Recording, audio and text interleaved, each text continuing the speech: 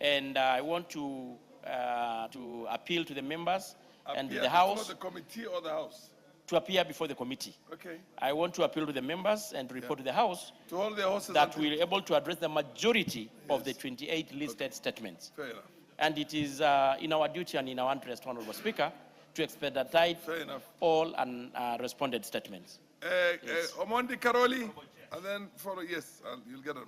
Karoli. Thank you very much, Honorable Speaker. I just wanted to follow up from what the Deputy Leader of Majority has submitted with respect to private members' bills. I think several have not been processed expeditiously. I think about 4 bills.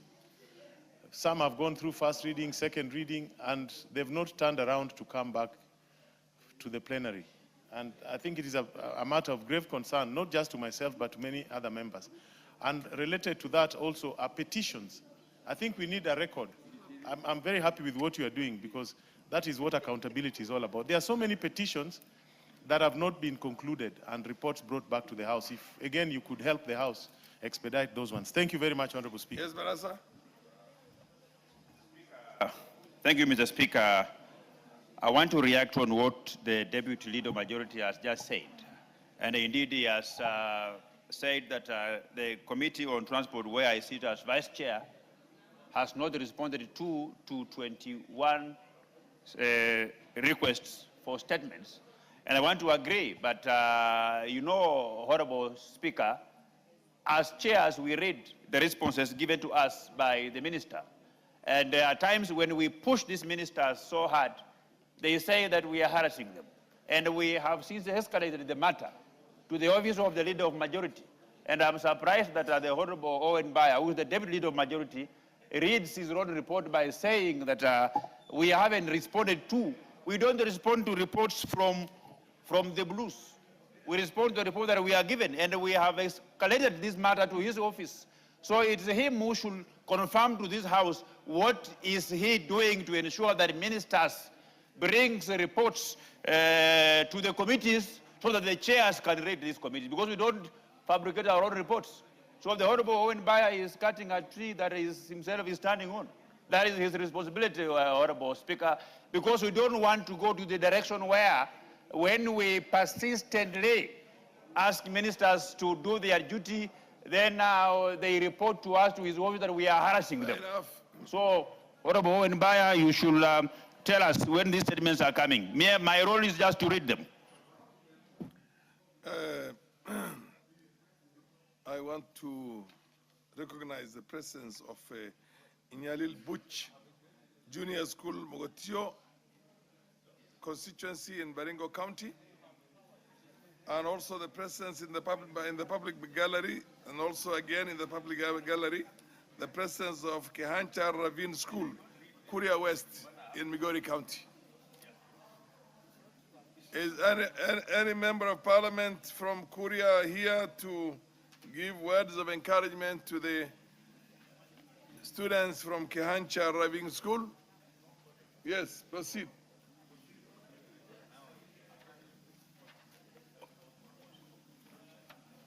Honorable Hassan, the last I remember is you were brought up partly in Isibania.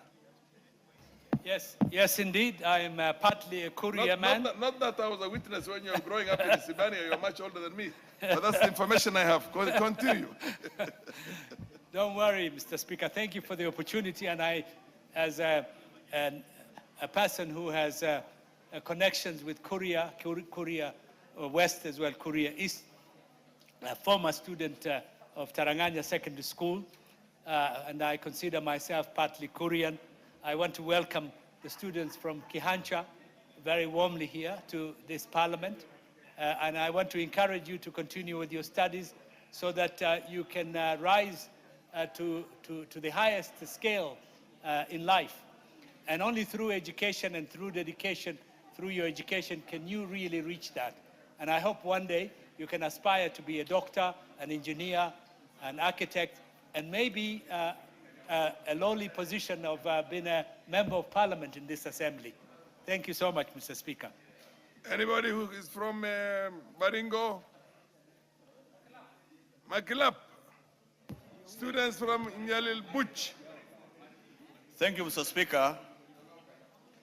Mogotio. Thank you, Mr. Speaker. I want to take this opportunity on behalf of my colleagues, members of parliament from Baringo County, especially the member of parliament of Mokotio, to welcome the students of Nyaril Buch to the House of Parliament of Kenya and encourage them that one day, one of you will become a member of parliament here.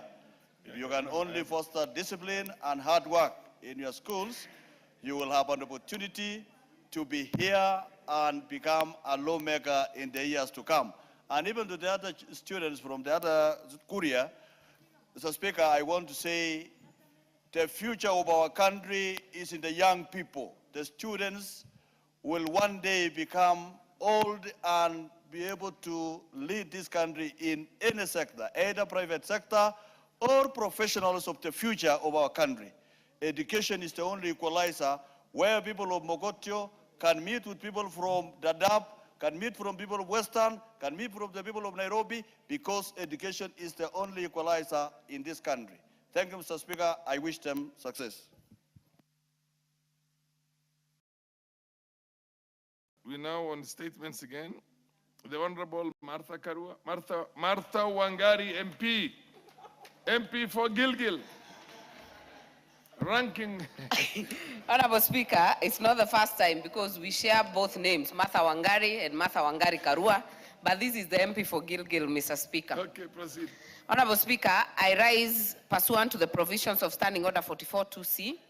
I wish to request for a statement from the chairperson of the Departmental Committee on Administration and Internal Security regarding the rise of incidences of violence in political rallies across the country. Honorable Speaker, in recent weeks, the country has witnessed a worrying escalation of violence, disruption of political gatherings, and destruction of property during political rallies, with recent incidents reported in Homa Bay, Nyandarua, and indeed Nakuru counties. The loss of life. Order, honorable members. Honorable Tongoyo. You're engaging in an animated discussion with Madam Pasaris and the Honorable Baraza when a matter that concerns your own committee is on the floor. I blame Honorable Pasaris. We were very peaceful before she came. Listen to what she has to say and then give an undertaking. Honorable Speaker, allow me to take it again. Honorable Speaker, pursuant to the provisions of Standing Order 44-2C, I wish to request for a statement from the chairperson of the Departmental Committee on Administration and Internal Security regarding the rising incidences of violence in political rallies across the country. Honorable Speaker, in recent weeks, the country has witnessed a worrying escalation of violence, disruption of political gatherings, and destruction of property during political rallies, with recent incidents reported in Homa Bay County, Nakuru, and indeed Nyandarua counties. The loss of life, attacks against civilians and security officers, destruction of property, threats against political opponents, and the growing use of inflammatory and divisive rhetoric are deeply concerning, as it undermines the peaceful exercise of democratic rights. It also heightens political intolerance and poses a serious threat to national peace, cohesion, and unity. Honorable Speaker, incidences that were initially dismissed as isolated occurrences have now escalated into full-blown violence, characterized with the explicit use of crude weapons. The consequences of political violence are far-reaching, resulting in loss of lives, destruction of property, disruption of livelihoods, and erosion of investor confidence. It is regrettable that despite the recurrence of these incidents, decisive action has yet to be taken to bring the perpetrators to account. Additionally, the relevant state agencies are yet to provide comprehensive reports on the status of investigations into these reported cases of political violence across the country and measures to forestall its escalation.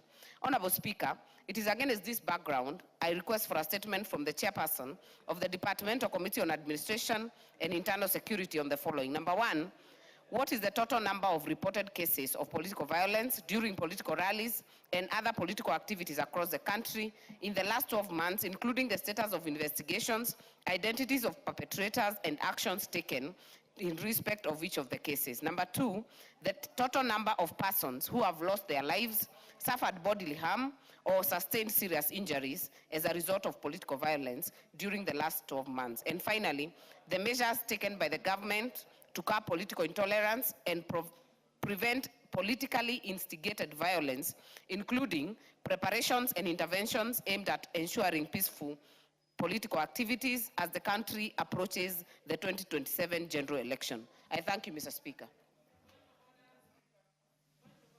Yeah, what's your point of order, Millie?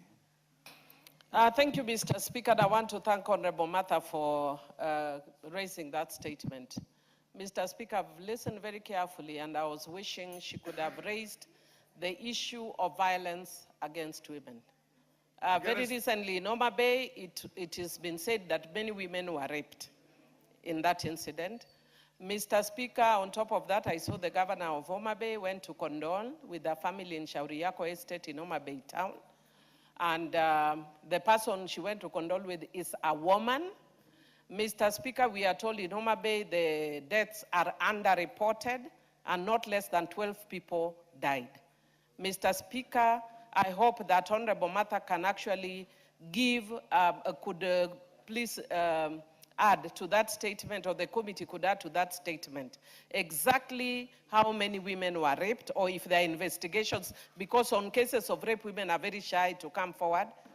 I personally met 2 women who were attacked. One is a woman who was from Kwale, and she was cut with a panga here. She was on a wheelchair. I was actually called because of what people know, that my concerns about women. I went and saw her when she was on transit from Kisumu to Mombasa around midnight. I went to see her. Mr. Speaker, finally, Mr. Speaker, with your indulgence, one of the other issues is also attack or destruction of churches. As a Seventh-day Adventist, I was very offended that people have no respect even for churches. 2 Seventh-day Adventist churches were destroyed, especially in our month. It's like your holy month of Ramadan. As this month is a month that all SDS know, we have our camp meetings. It's our month of prayer, and therefore coming into our holy places in such a month is actually a disgrace. I hope the committee can also raise concern about that. Thank you. Yeah, I think you have taken note of everything she has raised, in addition to, and Naisula. Naisula, yes. Thank you, Mr. Speaker. And I want to congratulate my sister and colleague, Honorable Martha, for bringing this very, very important statement. Because, Honorable Speaker, the incidences that have happened in this country are not something to take lightly. And even for each one of us in this house, this is not just a show. It's not something that, and it doesn't matter the political side that you support. Speaker, because you will see, because everything raised in this house sometimes just become political. Why did Honorable Martha ask these questions? Why did Honorable Millie support? Why did so-and-so raise that issue? It does not matter which political side you are in. All of us should condemn violence, and in the manner that it is happening in this country. And I want to say this, I'm so used to Madam Speaker sometimes. Speaker, I wanted to say Madam Speaker, then I realized it was you. But I wanted to say this. Right now we can cheer because it is somewhere else. It will come to bite us. Each one of us, as leaders, it will come to bite us. It almost beat us here in 2024. So anybody, and also let us not be forgetful, violence should be condemned in whichever formation, in whichever form, Mr. Speaker. Fair enough. You should ask some of us, Madam Speaker, Mr. Speaker, you should ask some of us who every day we have to deal with these matters of banditry in our place, where lives are lost. Now we are having people actually carrying pangas in public. Like, I'm in shock what happened in Homa Bay. I'm yet to fathom what was actually happening that day. So, Mr. Speaker, I support this statement, and it should be taken seriously, and all of us should condemn violence, regardless of which side. Thank you. Okay. Owundo, and then one more person, then we move on to the next. Speaker, let me stand here and go on record that most of those attacks in these political rallies have been directed against me and my team of Linda Mwananchi. We faced almost death in Kisumu, but what I saw on Sunday in Homa Bay, Honorable Speaker, that's not political violence. That was terrorism, premeditated terrorism. And it was truly, Honorable Speaker, is on record. And I want the chair to face the cabinet secretary plus the PS on the face and make it very clear that what they watched, what the police officers stood and watched happening is actually a dereliction of duty and actually is a breach of the Constitution of Kenya. Honorable Speaker, I would urge that let them extend this inquiry for many months that have happened since last year.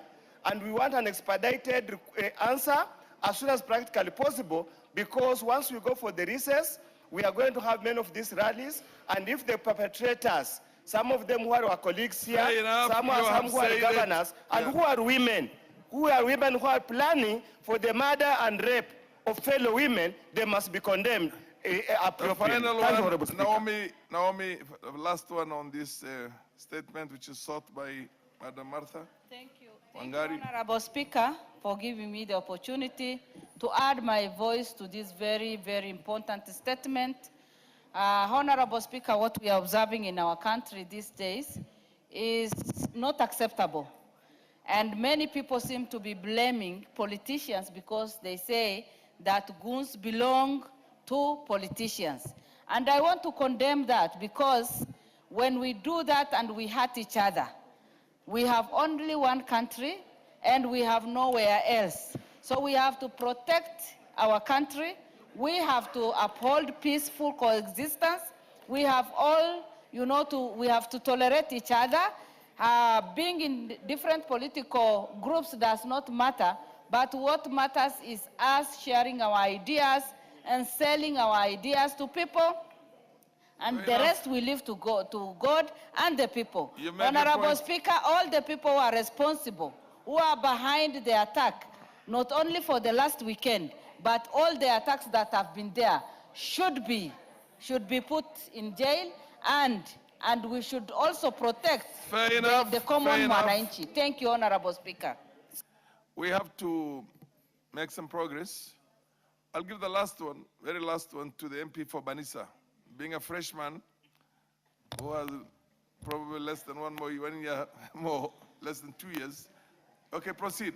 And yes, thank you, Mr. Speaker, for considering my freshness. Mr. Speaker,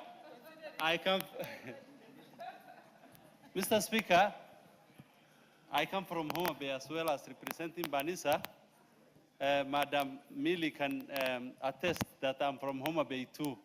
I own businesses there, and what we have seen last Sunday was terrible.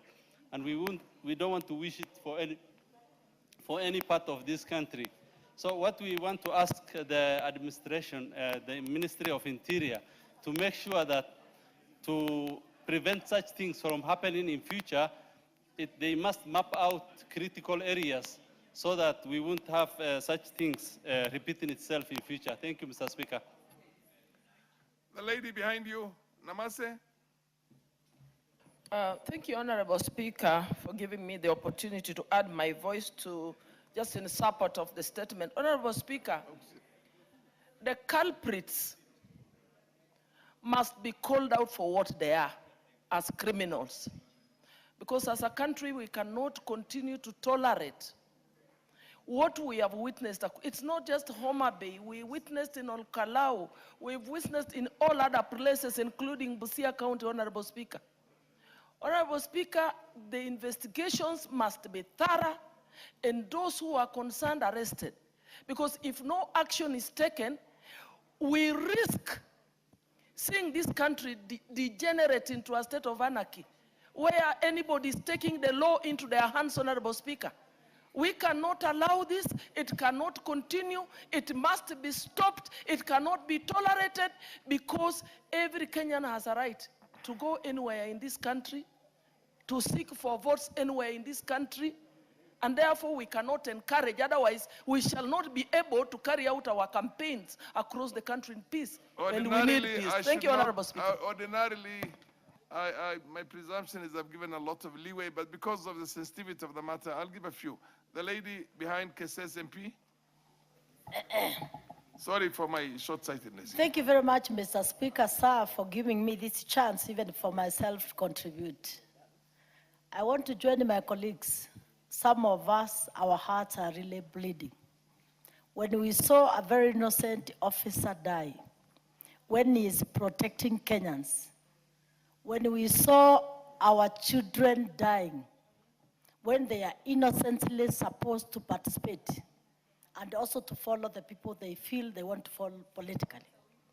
Therefore, Mr. Speaker, sir, it's unfortunate, and this is the time we became all sober, including us politicians. Let us stop emotions. If your colleague is having a rally, just relax and put your own rallies. But Mr. Speaker, sir, we have to say no to this bad behavior. Mr. Speaker, sir, we cannot sit in this house as we watch sons and daughters innocently dying for such criminal activities. We want to see the CS taking action. This is and we want people to for be a collected statement. for the action they have taken. Thank you, Mr. This is a request for a statement, and ordinarily what you feel has not been captured is the only thing you raise. It's not an opportunity for a debate. Honorable Kenyan, you want to inform who? Kenyan? Mr. Speaker, yeah, no. There comes a time when we must side with the nation state of the Republic of Kenya. Mr. Speaker, fidelity to the rule of law and constitutionalism is not a sign of cowardice. Mr. Speaker, what puts us together under this flag that defines the very borders of this sovereign republic is adherence to the rule of law.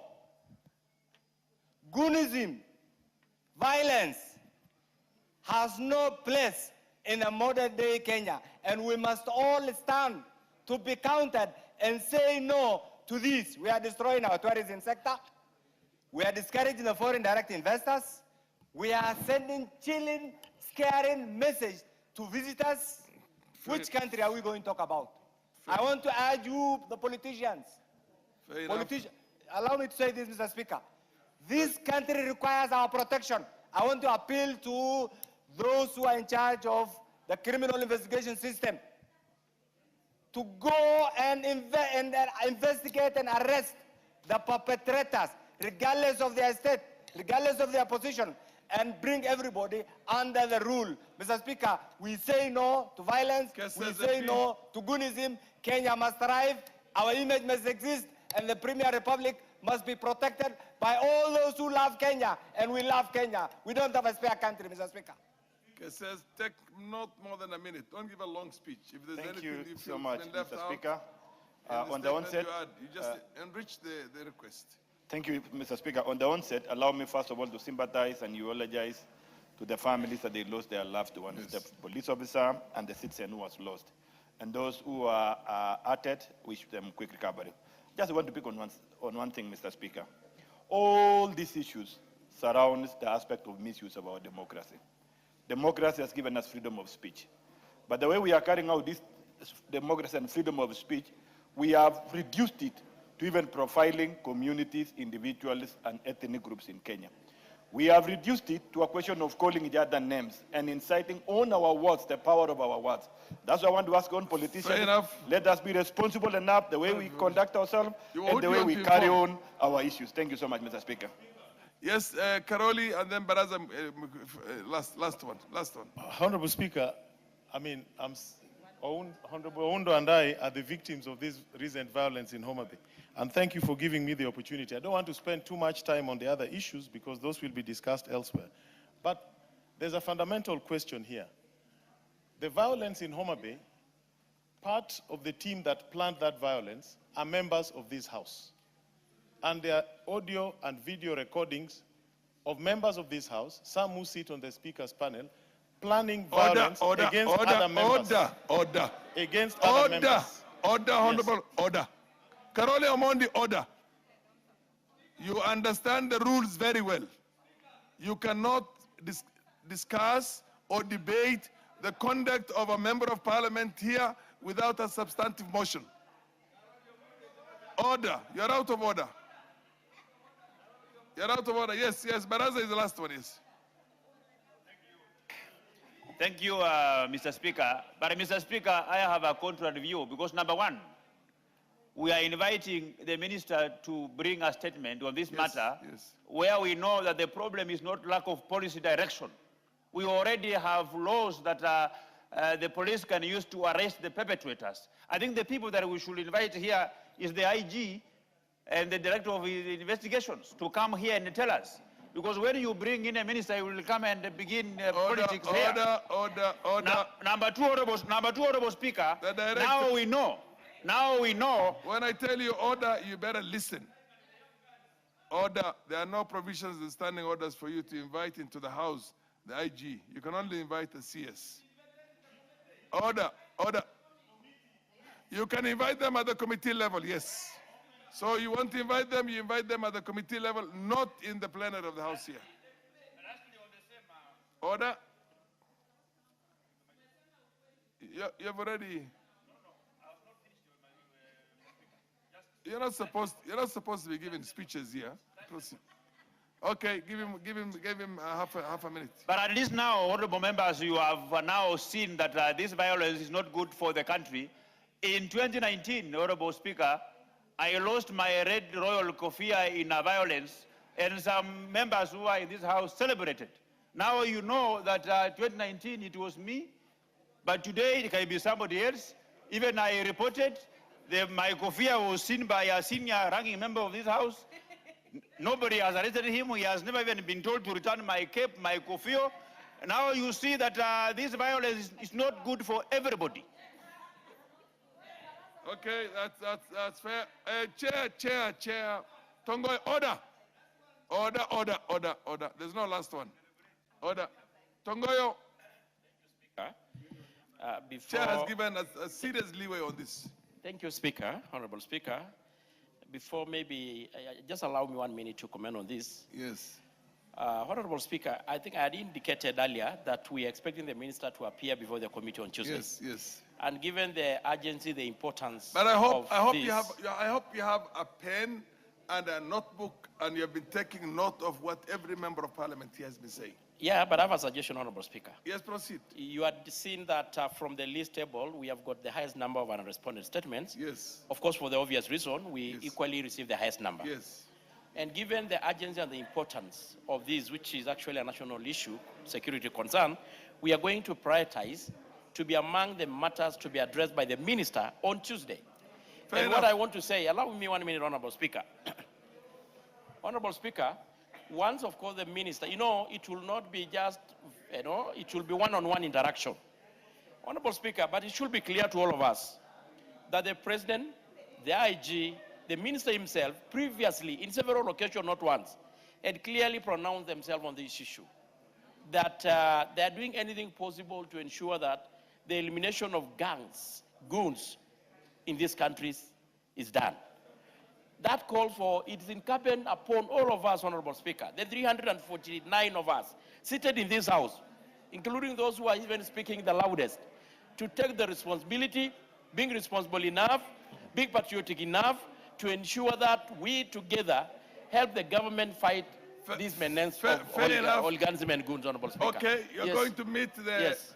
So on Tuesday, order, honorable members, order. So on Tuesday, Tuesday you're sitting with the CS. And when are you coming back to the House? Honorable Mother Wangari statement. Yes. And once we bring all of them to the floor of the House. When? On Wednesday. The following day? Yes, the following day. Fair enough. Thank you. So it's so directed. For tabling. It's so directed. The record of the House. The Honorable MP for West Mugrango, Stephen Mogaka. Order, honorable members. Proceed. Thank you, Mr. Speaker, for giving me the opportunity to request for a statement. And just on a point of order, Mr. Speaker, on 11th of August, I did raise a request for a statement materially similar to what Honorable Wangari has raised. I do hope that the two statements will receive proceed attention. on the current matter. Thank you, Mr. Speaker. I seek to request for a statement regarding implementation of income tax exemptions for persons with severe disabilities as well as their parents or guardians. Honorable Speaker, pursuant to the provisions of Standing Order number 44-2C, I wish to request for a statement from the chairperson of the Departmental Committee on Finance and National Planning regarding implementation of income tax exemptions for persons with disabilities, and in particular, parents and guardians caring for persons certified with severe disabilities and incapable of catering for their basic needs. Mr. Speaker, the Persons with Disabilities Act of 2025 provides for tax reliefs intended to cushion persons with disabilities and families that bear the financial responsibility of caring for them. Section 56 of the said Act provides for income tax exemption for persons with disabilities who are in receipt of income, while, Mr. Speaker, Section 57 of the said Act empowers the Cabinet Secretary responsible for finance, upon application, to grant an income tax exemption to a parent or guardian of a person certified with severe disability and incapable of catering for their basic needs, where such persons is under their care and custody. Mr. Speaker, while the law is very clear on this provision, there is limited information on how to apply for this exemption. By way of illustration, Mr. Speaker, one Mr. Anthony Obade, holder of ID number 22151471, a resident of Kajiado County, is a parent of a child certified with severe disability and incapable of catering for his basic needs. The child was duly registered and issued with a disability registration certificate, reference number NCPWD-JRSGRWG, way back in the year 2024. Via the letter dated 2024 June 2026, via the letter dated 24th June the year 2026, Mr. Obade formally applied for tax exemption on his income in accordance with the Persons with Disability Act. To date, Mr. Speaker, however, there has been no feedback on the status of his application. This case raises concern as to whether eligible persons and their families are effectively accessing the statutory tax reliefs provided by the law. Mr. Speaker, it is against that background that I request for a statement from the chairperson of the Departmental Committee on Finance and National Planning on the following. Number one, the criteria and procedure currently applicable in determining the amount of income tax exemption available to parents and guardians under Section 57 of the Persons with Disability Act of the year 2025. Number two, the status of the application of income tax exemption of the said Anthony Obade and the reasons for the delay in processing his application. Number three, what programs are in place to disseminate information so that parents and guardians catering for persons with severe disabilities across the country are adequately informed of and are able to access these tax reliefs. And finally, Mr. Speaker, the measures in place to address administrative and technological challenges that may hinder eligible persons, parents, and guardians of persons with severe disabilities from applying for and accessing the statutory tax exemptions. I thank you, Mr. Speaker, Fair enough. Chair of Finance Committee, Kimani, MP for. It's a very straightforward. Okay, what do you have to add? You see, thank you, Mr. Speaker. The issue that Honorable Mogaka has raised is very crucial in our current economy, Mr. Speaker. You can imagine the parents who have children living with disability, they don't work the whole day. They go for half duty because taking care of a child living with disability is another job. So this should not even be taken as something that needs to be given a thought. It is something that should be given a consideration.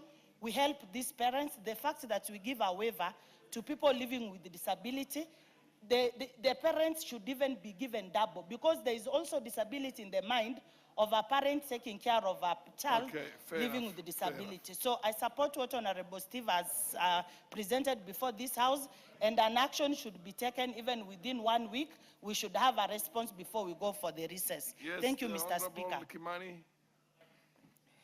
Thank you very much, Honorable Speaker. Once I would like to thank my two colleagues for seeking this particular statement. Maybe one of the issues that I would like the member to specify, the exemptions for people living with disabilities as per the Persons with Disabilities Act. The first 150,000 shillings of income per month, or an equivalent, or 1.8 million shillings per year, is automatically exempt from income tax. However, there is a rider that for you to qualify for that exemption, then you must be registered by the National Council for People Living with Disabilities. So maybe as I seek to provide the answer raised by the honourable member, maybe it's important for a member to facilitate us with information whether the person is seeking the settlement for is registered by the National Council for Population Development. Second, Honourable Speaker, even as we wait for the answer from the Kenya Revenue Authority, there is no any exemption given in law for relatives or guardians who live with people living with disabilities. The exemption is to the person living with disabilities and not to the parents or guardians. And maybe until that time, when this Honourable House may provide an extension of this exemption to those people taking care of this person with disabilities, then there might not be any provision in law to exempt those caregivers of people living with disabilities from income tax, Honourable Speaker. I think that's fair. Order, Honorable Mogaka. Honorable Mogaka, the law as it is now.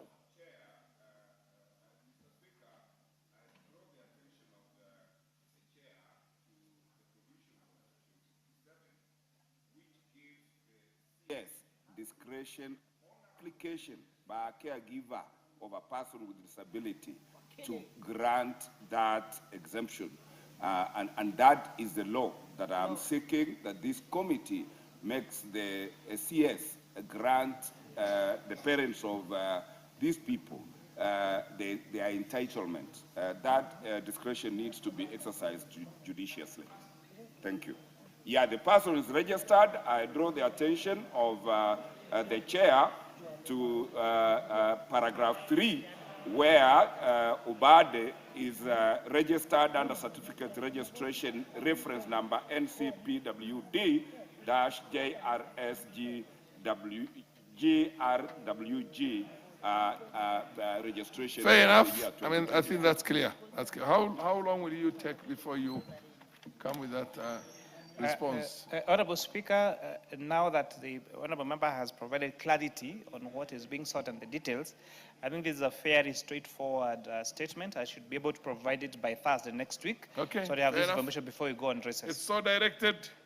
The next one is the Honourable Walter Owino, MP for Awendo, on the impending auction of land belonging to South Nyanza Sugar Company Limited. Proceed.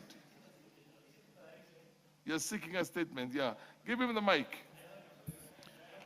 Thank you, Mr. Speaker. This is a request for a statement regarding the impending auction of land belonging to South Nyanza Sugar Company, Sony. Honorable Speaker, pursuant to the provisions of Standing Order 44-2C, I rise to request for a statement from the chairperson of the Departmental Committee on Finance and National Planning regarding the impending auction of land belonging to the South Nyanza Sugar Company Limited. Honorable Speaker, the South Nyanza Sugar Company Limited maintained banking services at the Cooperative Bank of Kenya since the year 2012. At various times prior to the transitioning to the leasing arrangements, the company secured a 5-year loan facility of Kenya shillings 335 million under the Commodities Fund and an overdraft facility of Kenya shillings 300 million. At the time of transitioning to the leasing arrangement, the outstanding loan had accrued... Order, honorable members, order. Order. Can I repeat? There is a small caucus of Northeastern MPs there who are in very loud, do it in very low tones. Honorable Abdisirat Khalif. Mr. Speaker, I may have to start again. Yes. Honorable Speaker, pursuant to the provisions of Standing Order 44.2c, I rise to request for a statement from the chairperson of the Departmental Committee on Finance and National Planning regarding the impending auction of land belonging to the South Nyanza Sugar Company, SONI. Honorable Speaker, the South Nyanza Sugar Company maintained banking services at the Cooperative Bank of Kenya since the year 2012. At various times prior to the transitioning to the leasing arrangement, the company secured a 5-year loan facility of Kenya shillings 335 million under the Commodities Fund and an overdraft facility of 300 million.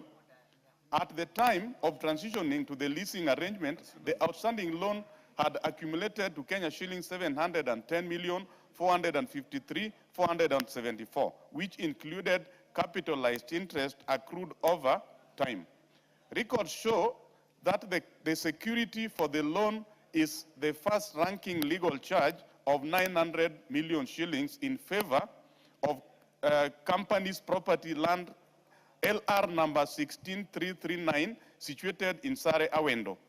Honorable Speaker, on 13th August 2025, the bank issued a statutory notice demanding settlement of the debt, following which the bank was advised to pursue it as a pending bill. Regrettably, the matter remains unresolved despite engagements involving the Kenya Sugar Board, the bank, and the lessee. On 14th July 2026, the bank issued a notice of intention to sell the charged property within 40 days to recover the outstanding loan, which then stood at Kenya shillings 862,328,980. The impending auction of the company land raises concerns regarding the protection of public assets under the subsisting lease arrangement. Honorable Speaker, it is against this background that I request for a statement from the chairperson of the Departmental Committee on Finance and National Planning on the following. 1, the status of outstanding loan owed by the former South Nyanza Sugar Company Limited to the Cooperative Bank of Kenya. 2, the measures being taken by the government to settle or restructure the outstanding liability and prevent the disposal of LR number 16339 in Sariawendo. 3, measures being taken to safeguard the assets of the former South Nyanza Sugar Company Limited from disposal arising from historical liabilities, and the long-term measures being put in place to resolve legacy debt and other liabilities of state-owned sugar companies under leasing programs. I thank you, Honorable Speaker. What's your point of order? Yeah. Thank you, Mr. Speaker. Just on that issue, I just wanted to find out whether the member has spoken to Honorable Nyamita, because I was listening to Honorable Nyamita yesterday on TV, and he said the exact opposite. So maybe Honorable Nyamita has more updated information about Sony Sugar and Blood. House now? Yeah, so maybe he could find out from Honorable Nyamita. Where is Honorable Nyamita?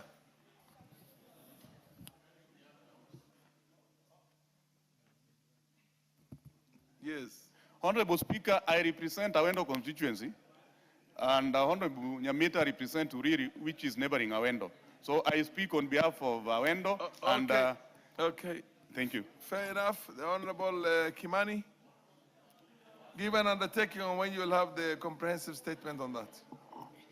So, Honorable Speaker, I want to thank the Honorable Walter Owino for seeking this statement. Honorable Speaker, as you may recall, this is one of the institutions that the Committee on Finance and National Planning and that of Agriculture processed a session paper, I think, in 2023 on commercialization of these sugar companies. I know we are going on recess, and because we may have to visit the factory, we'll need 1 month to bring back a comprehensive statement on this. And I'll ask the honorable member that when we are doing this undertaking to please also be available to the committee so that he can give us inside information that may have to enable us to carry out this process effectively. Honorable Kimani, the company's land is charged by a bank. The bank wants to realize the money it lended to the organization. And he says that efforts by the bank itself to recover its own money will be done not too much in the distance. Now, unless you are able to give a firm undertaking that you'll have to do something either, but then to say that when we go out there, which is, you know, it might become ex post facto.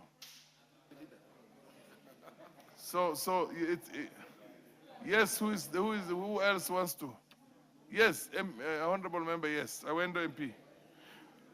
I appreciate the response, Mr. Speaker. However, the notice has been given by Cooperative Bank, a 40-day notice has been given by Cooperative Bank that they are supposed to be auctioning the parcel within 40 days, and that is from 14th of July, 2026, Mr. Speaker. So waiting for another 1 month may not work. We may come back from recess after these people have already auctioned the parcel. Thank you. Yes. Order, honorable members. Order. Baraza and the company. MP Abdesirat Khalif. I don't know what campaign you're on, but you seem to be making one small caucus after the other. The Honorable Kimani. This is a commercial transaction. The bank itself has got to recover its own money. This is a loan.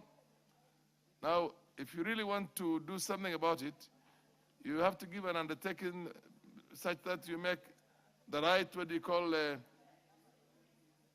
interventions with the treasury or to find a way to pay off the bank. Whatever you have to do it yourselves because the land is going to be auctioned. And it's a parastatal, to the best of my... Is it a parastatal? Yes, it is a parastatal. So for you to protect the interest of the nation and interest of the public who live around that place, you have to give a firm undertaking that you will make a certain intervention to make sure that the bank discharges the property upon a negotiated settlement of whatever it is. Because this is a commercial loan, you can't stop the bank. You have no powers to stop the bank. Yes, and indeed you're very right, Honorable Speaker. Now that there already exists a contractual arrangement between the sugar company and the bank, which is an arrangement or a contract as per the Contracts Act, then we need to be careful how we maneuver around this. But however, Honorable Speaker, there is still some relief because this Honorable House did pass a session paper in 2023, if I'm not wrong, in the commercialization of these companies where there was an undertaking by National Treasury to take up some of these debts. And therefore, considering the urgency of the matter as explained by yourself and by the Honorable Member, we shall make it the operative business in the committee and we should give back a report to this House, a preliminary statement next Thursday and a comprehensive statement now thereafter. After now we meet all these parties, Honorable Speaker. I submit. Fair enough, fair enough. Yes, Koyo, I think this matter is settled. Thank you very much, Honorable Speaker. For now, at least, yes. Thank you very much, Honorable Speaker. I think I want to speak to this. The chairman of finance should be very specific. The government should be very careful with protecting people's property. We have been bailing out Kenya Ways every other day and other parastatals. And this is something very unusual because the land belonged to the locals. And the locals gave it willingly because they wanted a factory to be erected to promote industrialization and create employment and keep the economy going. But somehow, somewhere, people have lost taste. Until now, what we are suspecting is that some serious people are the people who want this thing to go for auctioning, then they buy it. cheaply. And they should be very serious with the public properties. I want you to be specific and give a guarantee to this House that you will do what it takes. He has given an undertaking that he will to stop the auction. You cannot stop the auction. Auction can only be stopped by a court. Yes. How do you want, or an undertaking? You can, if he negotiates through the treasury with the lending authority or the lending institution itself, then maybe that is the case. Yes, what's your point of order, Amelia Dembo? She's on a point of order. Thank you, Mr. Speaker. Mr. Speaker, I think the chairman of Finance knows that it's now in the public domain that we are marginalized counties, Homa Bay and Migori. And the government takes special measures to support marginalized counties. Can the government pay that loan? We are marginalized. Let the government pay that loan. And we are also in broad-based. Let the government pay that loan.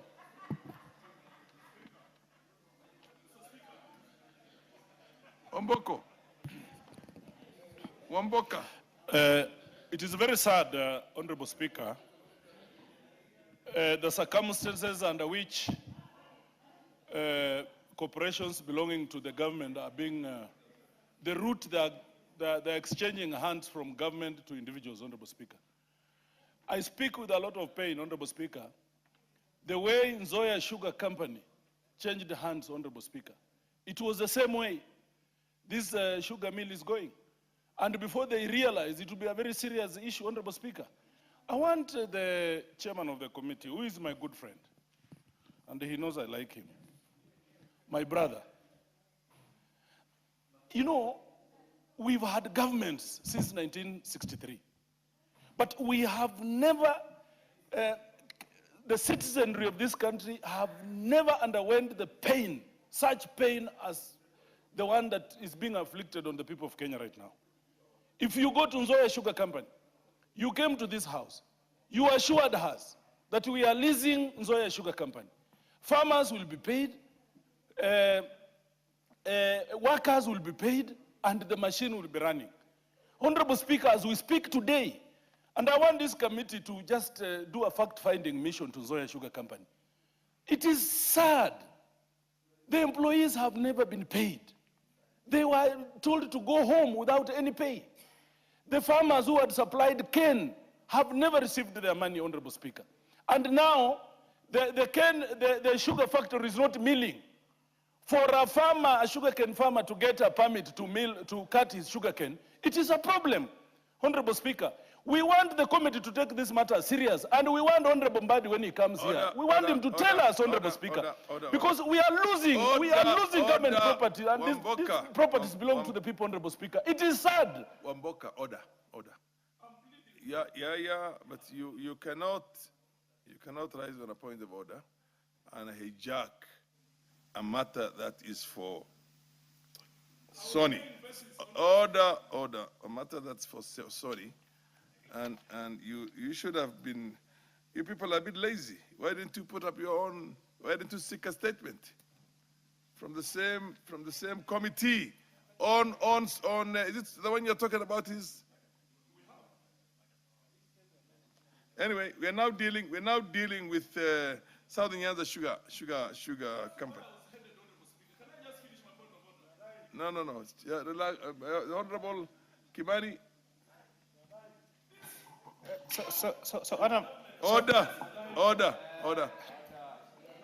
Order.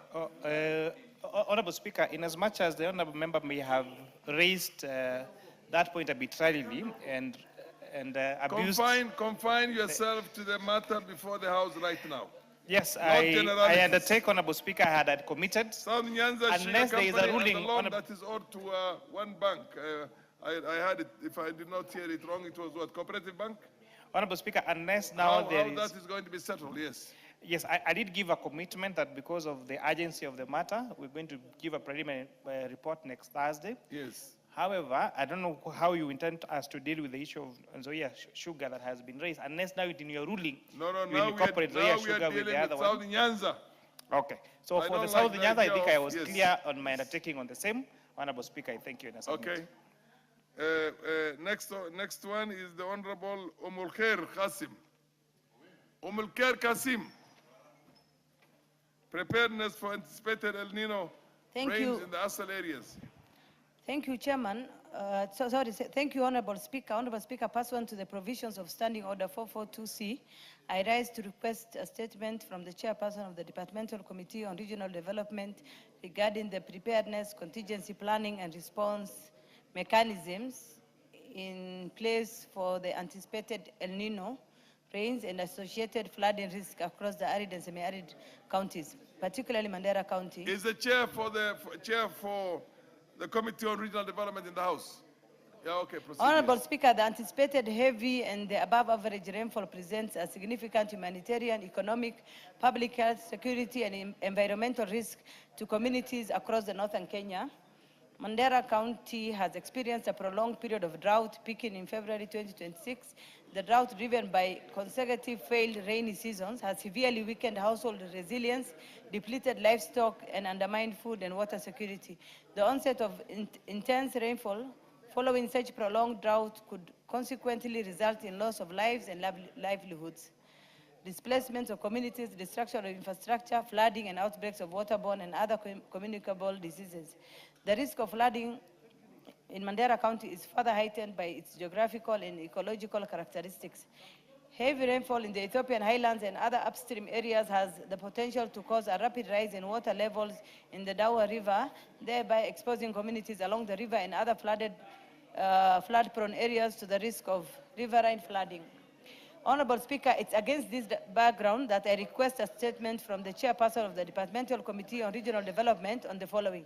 One, the comprehensive preparedness and contingency measures that the government, through the National Disaster Risk Management Authority, has put in place to mitigate the anticipated heavy rains and flooding, particularly in Mandera County and other vulnerable ASAL counties. Number two, efforts made by the government to strengthen disease surveillance, public health preparedness, and emergency medical response, particularly to prevent and manage waterborne and other communicable diseases that may arise from flooding. Three, measures put in place to protect learners and teachers in flood-prone areas and ensure that the continuity of learning in the event of displacement and destruction of school infrastructure or other restricted access to school. I thank you, Honorable Speaker. The Honorable Chair, when will you have this statement? Thank you, Honorable Speaker. I will endeavor to give a response to this statement the first week after recess. The first week after recess? Yes. When is the anticipated, expected, or more or less as far as the meteorological report is concerned? When is? Yes. According to the Kenya Met, yes. The anticipated El Nino is the first week of September, and we are going to be on recess until end of September. Honorable. That is going to be a short and a long period, Mr. Chair, you have to give a better what do you call undertaking than that. This cannot come anything later than next week. So give an undertaking sometimes next week. Otherwise it'll be a joke. Thank you, Honorable Speaker. If the El Nino, the preparedness, you can get that in half a day. From the government, yes. Yes. If the El Nino is set to begin the first week we have of an ASAL, what do you call, authority in the country, yes. So, Honorable Speaker, as you direct, I may give a preliminary report or response to this statement next week on Thursday. Next week on Thursday, it's so directed. Yes. Now we have one honorable,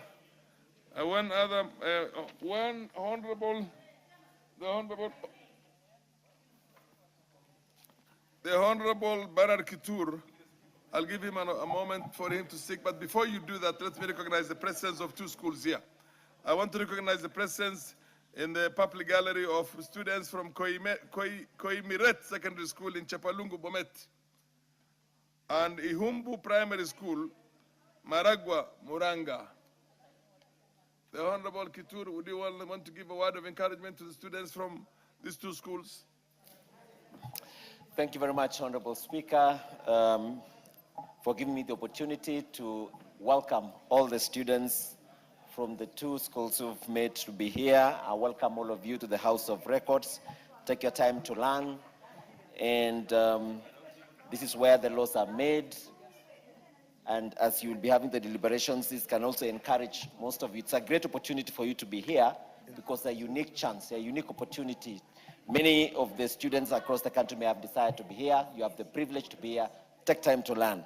And in the future, you will be actually also members of this honorable house, and you'll be able to build our country by making the laws and regulations that change this country. Thank you very much, Honorable Speaker. Okay, now you can go ahead and seek your statement.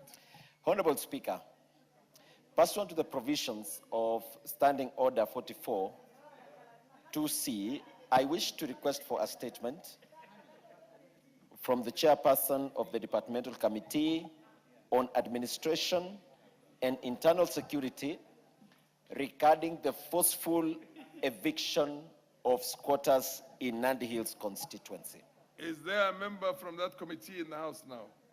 I don't see the chair. The Committee on Administration and Internal Security. And Internal Security. Who? I'm afraid you would, because there's nobody. There is a chairperson here who can take the commitment for the same. Naomi Wako. I thought I saw Naomi Wako, the deputy whip, here. Anybody from the leadership of the House? Minority whip. You should be able to make an undertaking on behalf of it. After all, it's a broad-based government. Okay, proceed now. Listen to what he has to say. So allow me, Honorable Speaker, to start it afresh so that she can really be able to get it right. Honorable Speaker, pursuant to the provisions of Standing Order 44 2C, I wish to request for a statement from the chairperson of the Departmental Committee on Administration and Internal Security regarding the forceful eviction of squatters in Nandi Hills constituency. Honorable Speaker, on Tuesday, 11th August 2026, Kimasa's cooperative squatters were forcefully evicted from Sitoi Farm, leaving their homes demolished, property destroyed, and their families left without shelter. The exercise was allegedly supervised by police officers from Nandi Hills Police Station in the presence of the Officer Commanding Police Division, OCPD, and the Officer Commanding Station, that is the OCS. The affected squatters have been engaged in a long-standing land dispute with Eastern Produce Kenya Limited, which is reportedly the subject of an ongoing court proceedings. It is concerning that no valid court orders were presented to the squatters authorizing the evictions and demolitions. Honorable Speaker, unlawful evictions are permitted under the lawful evictions are permitted under the law. They ought to be undertaken in accordance with the due process. The destruction of homes and property in Sitoi Farm without proper legal authority therefore constitutes a serious violation of the affected person's constitutional rights to dignity, adequate housing, and access to justice. Honorable Speaker, it is against this background that I request for a statement from the chairperson of the Departmental Committee on Administration and Internal Security on the following. Number one, the circumstances under which the eviction at Sitoi Farm was undertaken, including the role of the officers from Nandi Hills Police Station, and an indication on whether excessive force was used leading to the unlawful destruction of property.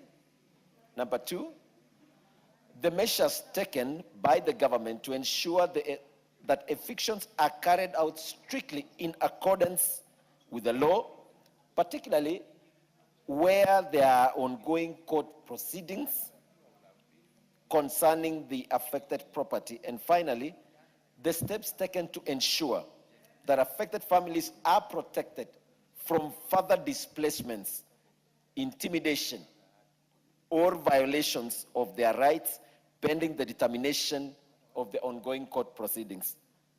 Honorable Speaker, I thank you. Okay.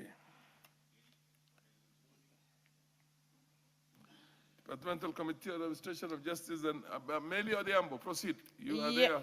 Yes, Mr. Speaker.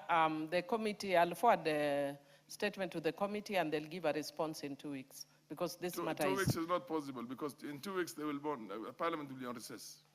Well, then, Mr. Speaker, the first You week... should give it next week. Okay, because this is really an urgent matter. Yes. Because it has to do with property rights, you know, even health of the people who have been evicted. Yes. And the children and women who are now been forced to be displaced. So when? Next week, Mr. Speaker. When? On Tuesday. Tuesday? No, realistically, let me put it for Thursday. So I will give the information to the committee chair, so the statement will be given on Thursday, will be responded to on Thursday. Thank you, Mr. Speaker. Are you happy with that? Yes. Fair enough. It's so directed. Thank you. Next thing is we have the responses. Committee on Transport Infrastructure, is the chair here? You're here, you're supposed to respond to the Honorable Dr. Edwin Mugo. Is he here? Yes. Where is he? Where is Edwin Mugo? If he's not in the house, then it will not be fair for you to give the statement in his absence. Yeah, I can just... You table it? I will table it, but most importantly, when he requests for a statement, it's not for him, but it's for the people from that area. So, it's for the people and it's for the House, and common decency dictates that the asker of the question must be in the House. Yeah, correct. But for him to raise a few I will more just concerns. table it, but then I will ask your indulgence that some of these roads in Mount Kenya are usually destroyed by demonstrators burning tires on the road. Maybe we form an ad hoc committee chaired by Honorable Gimani Kuria to go and speak with one resident of Madira. Order, on what? On what? He has already been put in order by the Speaker, by the Chair. Point of order. Point of order is what for? Not somebody when that person has already been told to sit down. Order, sit down. Okay.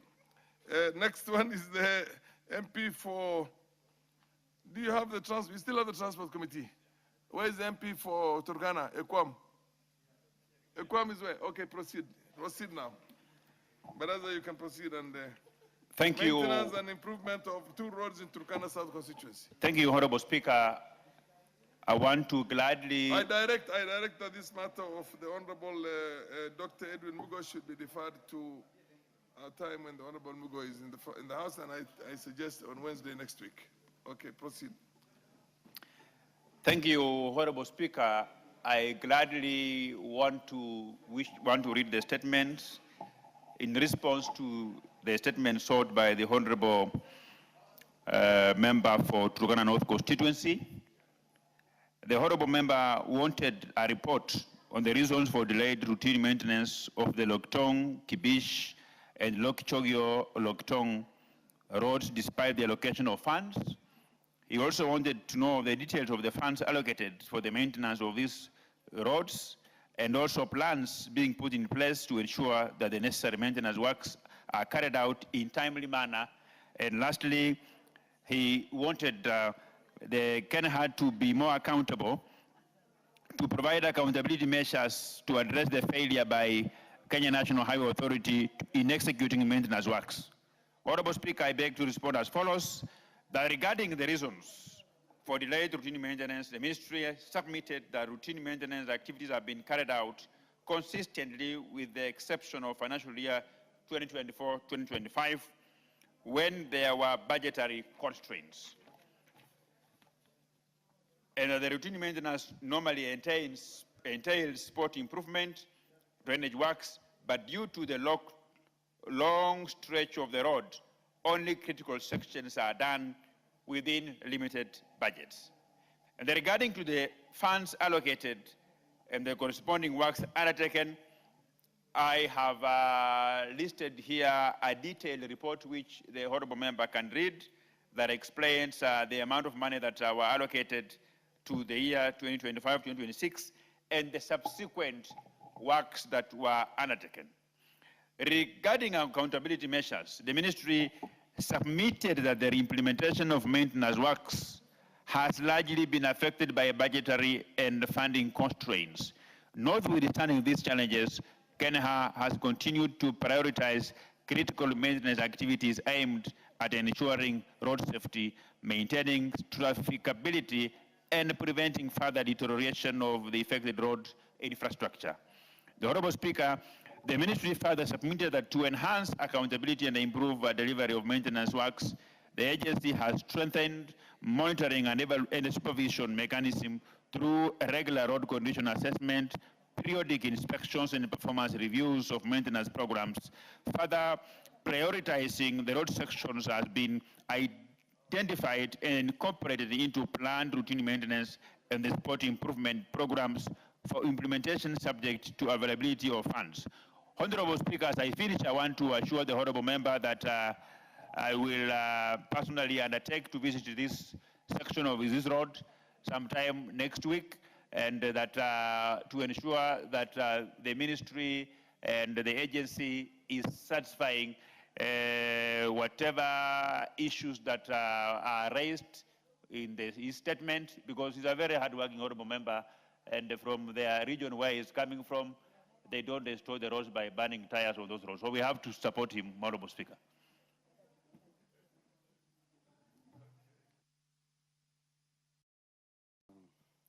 Thank you, Mr. Speaker. Mr. Speaker, the written statement, response to this statement is unsatisfactory. But the Vice Chair has undertaken from his off-the-cuff statement that he's going to visit these roads.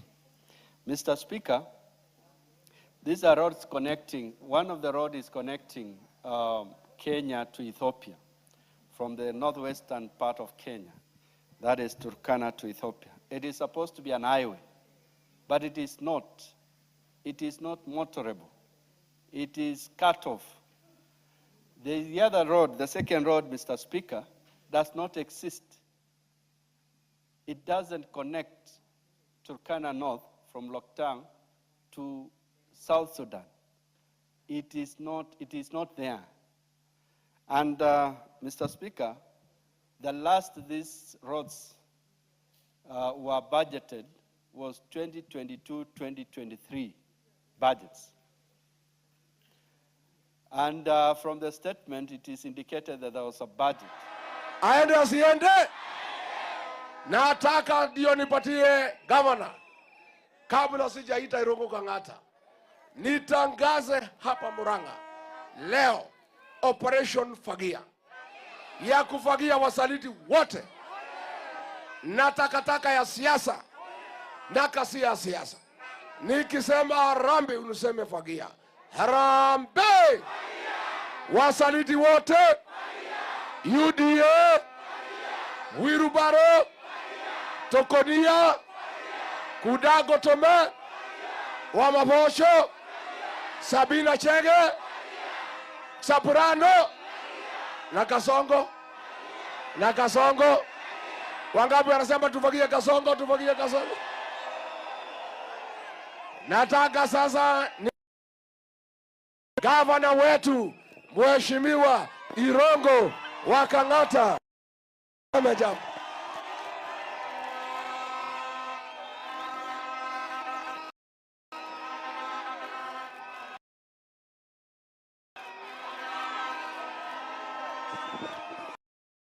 Harambe! Haya, niguo mumagera. Andu harambe! Harambe! Mundu ugeta netamu nemwe toinokia Kasongo ainoke ithu andu a Murang'a, Your Excellency, tugete tutikwendia ruriri tukunyitana kindu giki na duothe a Mount Kenya na mutongoria witũ ti ũngĩ nĩ His Excellency Rigathi Gachagua. Mũndũ aheo maguta nĩ Ngai nĩ aheo na maguta mahetwo His Excellency. Ningĩ arutĩte mũtumia Mũrang'a kwĩragwo atĩrĩrĩ ĩhĩtagwo nĩ mũndũ. Koguo we Your Excellency no mũhaka tũkũnyitĩrĩre tondũ nĩ tũĩ Dorokasi nĩ mũirĩtu witũ. Hau ĩtiaga Your Excellency ũrĩa tũkũgũthaitha ndĩnyihĩtie ũgathi wethe mũndũ ũgwĩtwo Kalonzo Musyoka, ũthi wethe mũndũ ũgwĩtwo Fred Matiang'i, coke wethe Sifuna nĩgetha tũkote kĩndũ gĩkĩ na we nĩwe mũtongoria wao ĩtiguo tondũ we nĩwe ũnyitĩte kĩondo kĩrĩa gĩkĩ ke mbembe-inĩ nĩma nĩwe wĩna andũ arĩa aingĩ mũno hau nĩ hega we nĩwe magĩe mathikĩrĩrie tondũ we wĩna kura wakere. Your Excellency twanyita thirikari ĩno ĩngĩ Ngai atũteithia mũgeka maũndũ matatũ. Ũndũ wa mbere gĩthomo gĩa secondary Kenya yothe gĩgakorwo gĩ gĩa tũhũ. Ndĩmũrie inyuĩ ĩmũtitinagio mbeca cia housing levy. We wĩna nyũmba ya thirikari, mbeca icio cia housing levy ciagĩrĩire cinyitwo handũ ha gũthiĩ gũthondekera andũ erĩ atatũ nyũmba, citwarwo gĩthomo-inĩ tũthomithie ciana citũ tũtakũrĩha. Ndĩmũrie Mwai wa Kĩbakĩ ndatũheire free primary education. Thirikari ĩno ĩroka ĩtongoretio nĩ DCP ĩngĩtũhe free primary secondary hena mahĩtia kwĩ mwana ũtangĩthoma. Wa kerĩ tũkwenda ũhoro wĩgiĩ iganda anake aitũ mone mawĩra hau nĩ hega. Wa gatatũ nĩ ũhoro wĩgiĩ ũgima wa mwĩrĩ. Ithuĩ ta county government kĩndũ kĩrĩa gĩtũgiaga mũno nĩ ũhoro wĩgiĩ ũgima wa mwĩrĩ tondũ SHA ndĩtũmaga mbeca enough.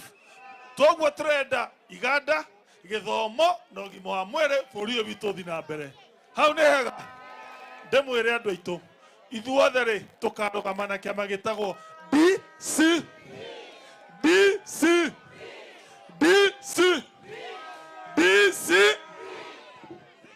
Haya, twina mwanake witũ gwĩtwo Senator Joe Nyoto.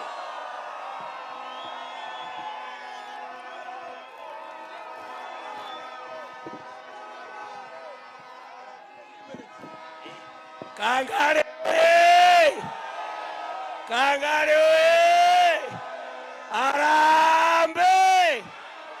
Arambe Kasongo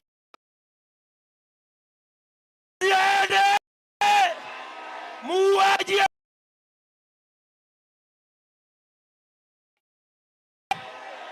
Kangare Gai Mumera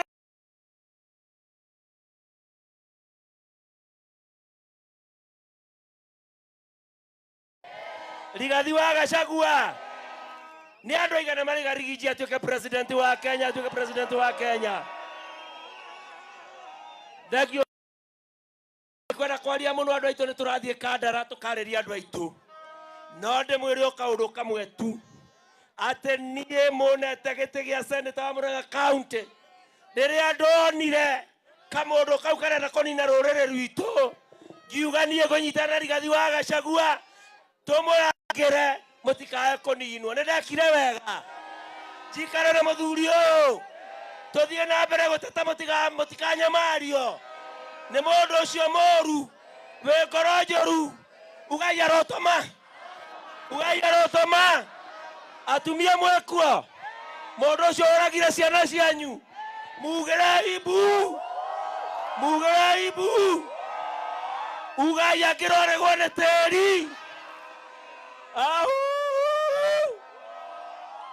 Gĩrĩkia ndĩmwĩre andũ aitũ kitu ambacho ni lazima tufanye ni kwamba sisi hatutaki kutenganishwa na mtu yeyote.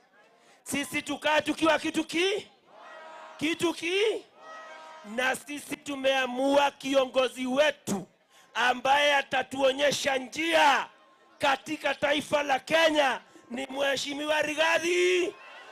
Wangapi wanakubaliana na mimi? Tunasema kiongozi ni mmoja, Rigathi Gachagua, chama ni kimoja, ati kinaitwa aje? Na tunasema mlima ni Kwa hivyo tunasema one leader, one party, one mountain. Nimokojo katika seneta ndo itu. Thiĩ na mbere kwarĩrĩria ihoto cianyu. Na njikare na mũthuri ũyũ. Tũthiĩ ũrĩa gegũtwĩra. Na igana magetĩkĩra kũgera harĩa mũthuri ũyũ agatwĩra. Arambe! Arambe! Rathimoi mũno mũtũhoyagĩra tũmũhoyagĩra. Asanteni sana. Haya. Kigumo hoi. Kigumo hoi. Nataka tumkaribisha Getungati wetu, kijana wetu, mjumbe wa Kigumo, the Honorable Joseph Monyoro Getungati ya Kigumo. Ai, Kagare oye! Kigumo oye! Kagare ni inyue. No muikairie. Ngai amurathime. Nie ni njokagia ngatho muno tondu ni mwaheire wira uyu wa kumutungata na ni ngenete muno ni uria tukoretwo tukinyitirira gitungati gitu. Wa mbere mugithura ni mui bara ino tungirangite ndoro githu tiarangaga ndoro ha giuka ngiamba ngiita maramu gicoka ngimwirira basari ni ndimuhete basari wega githu ndimuhete wega ndimurie 2027 turauga Munyoro acoke kana turauga atia nimukae kura cianyu wa muico na ndimwire ithue turarugama na kiama kia DCP ithue tuwi presidential candidate witu etagwo Rigathi wa Gachagua riria hagurirwo ndamurehire kanitha wa Hawaii na tukihoerwo na tukirwo kanitha-ini muthuri uyu ni murathime ni Ngai na ni eguthie kunene niwe utongoretie kirima niwe muitiririe maguta ndamuthaitha ndamutandukira nguo andu a Kigumo ithue turugame na kiama kia DCP turugame na Rigathi wa Gachagua na tutigirire ni twainukia Kasongo turugamite ha mucamanio twari na Kasongo ni muririkanaga atwirire ni aguthondekera barere ya kuma haria ngurwe-ini kuma Kangare guthie ngurwe-ini guthie Makondoki ni athondekirwo githe ndirokire guita maramu agiuka agitwikirithia ibao na guku ni agututhondekera bara atuhenetie tukarora hamwe Kasongo ni one time si one time. Mimi nataka kumwambia William Ruto, sisi ulitudharau, ulitufurushia deputy president Rigathi Gachagua, umeonyesha kisogo, umetuma dua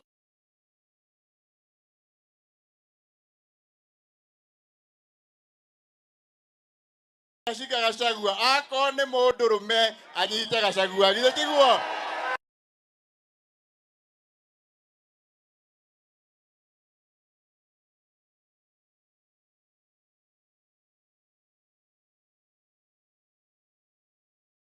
Ngai ndake murathime Ngai ndamwike wega. Asante. Asante sana, Mungu wabariki. Haya. Kigumo hoi. Riu ndina kimwana ndirarera gia kundeithia wira wa kunyitirira ruriri nikio ndirenda kumwitira seneta wa Nyandarua Mheshimiwa John Mathu.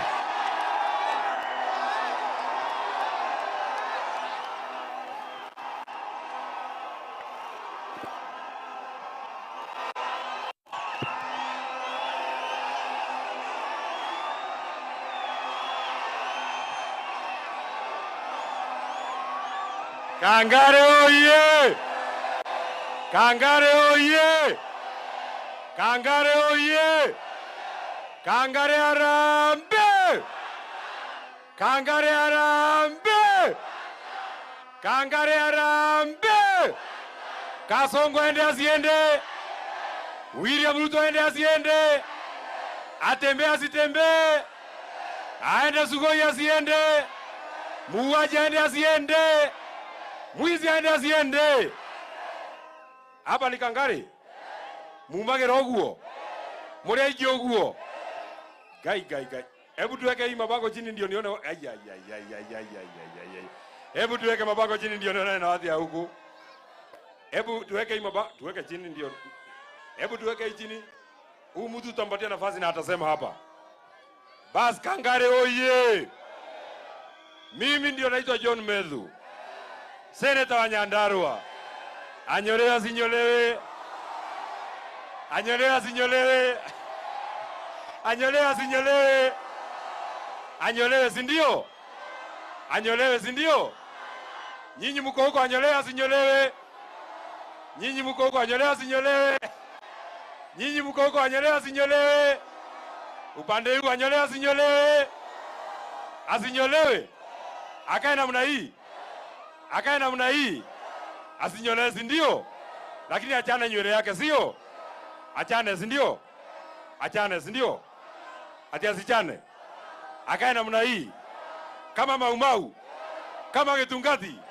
Ndio tusukume William Ruto. Ndio tukamate yeye. Mimi nataka niseme kwa haraka sana. Kwanza niwashukuru sana watu ya Kangari. Unajua niliona jana mtu mwingine ameandika kwa mtandao. Mtu anatoka area yenu hapa. Ati hatutafika Kangari. Hapa ni wapi? Hapa ni wapi? Hapa ni wapi? Na kwa sababu tumetembea Kenya mzima. Iko mama mwingine wa area hapa kwenu. Alituambia hapa iko maneno mengine. Hasa mimi nataka nisikie ndio nijue hapa mnasemaje. Tumetembea Mombasa wakasema one time. Ngoja mtu avuzera. Unajua karumbeta itapigwa tukienda mbinguni. Ngoja. Bado siku ya kwenda haijafika. Tumetembea Mombasa wakasema one time. Tulienda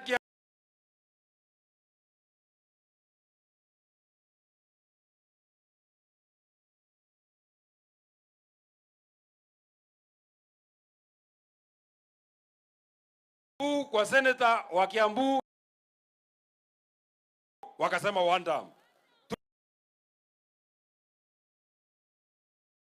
Kangare mnasemaje? Kasongo ni wakwenda si wakwenda?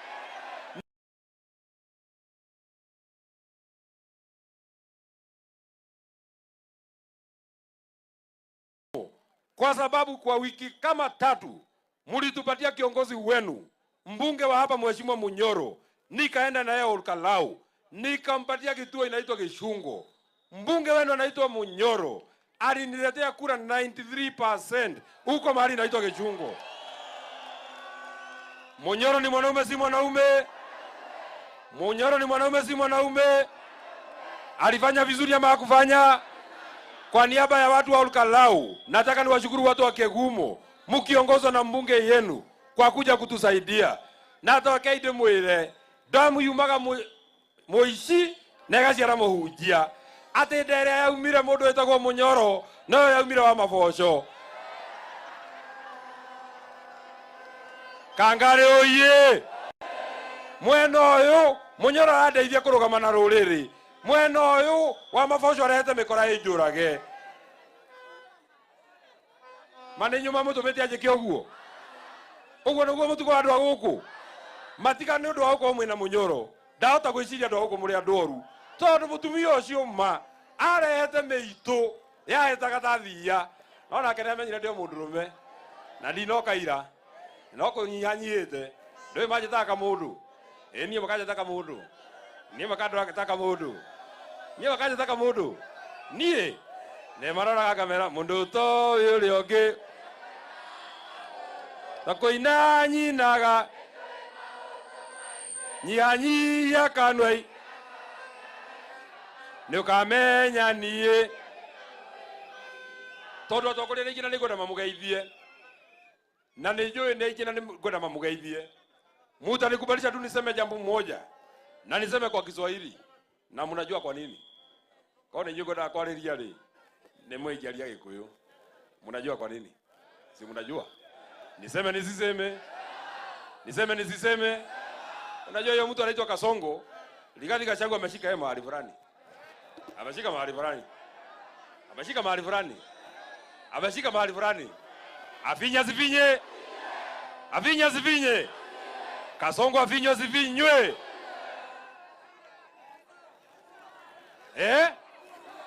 Afinywe sifinywe? Niseme nisiseme? Niseme nisiseme? Huyu William Ruto. Sisi ate Kasongo ni nyamu. Kasongo ni nyamu no kwaria karagia atuheni omuthi na ni aheneti angi andange igwa thoni. Mimi nataka nikwambia William Ruto nikiwa hapa Kangare, nikiwa hapa Murang'a. Wewe William Ruto, ninaambiwa kuanzia wakati Olkalau iliisha, kila siku wewe unapanga vile mlima hii itagawanyika. Unasema kura milioni 5 haiwezi kupatiwa mtu mwingine, kama sio wewe utaigawanyisha. Nataka nikupatia habari mbaya sana nikiwa hapa Murang'a. Kura ya Mount Kenya yote itaenda kwa kikapu moja, na hiyo kikapu moja ni ya kufukuza wewe uende nyumbani. Kasongo ende asiende? Wewe William Ruto. Wewe William Ruto. Wewe. Si nilikuwa na wewe Olkalau na nikakwambia mimi ninakuheshimu, lakini anatigero ne gai. Kwani atafanya? Kwani atadu? Kwani atafanya? Atadu? Hii mlima ya Mount Kenya umesema utafanya mambo mawili.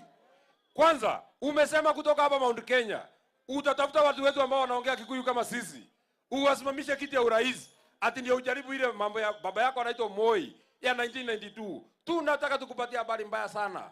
Pale Olkalau kulikuwa chama 9 ilikuwa inashindana, lakini watu ya hapa Mount Kenya wamejipanga na chama yao. Chama yenu inaitwaje? Nataka Kasongo asikie. Unajua anadanganyako na wamofosho hapa iko kura yake. Hapa Kangare chama yenu ni gani? Wacha nione watu wa DCP, watu wa DCP, watu wa DCP. Kwa sababu nimeambiwa wewe William Ruto, nimeambiwa, nimesikia, nimepata habari ati umesema hata kwa bahati mbaya ukiweza pata kura hauwezi kubali wakuwe na wabunge ndani ya chama moja, wabunge zaidi ya 100.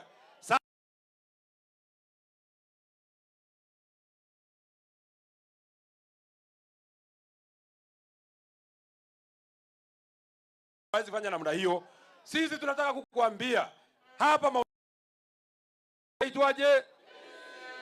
Jambo ya pili, kiongozi yetu anaitwaje? Wacha ni watu warigiji, watu warigiji, watu warigiji, watu warigiji, watu warigiji, watu warigiji. Kwa hivyo wewe William Ruto, wacha hivyo. Nilikuona ukiwa huko Eldoret unalia, unamwaga makamazi na machozi kwa pamoja. Mambo bado.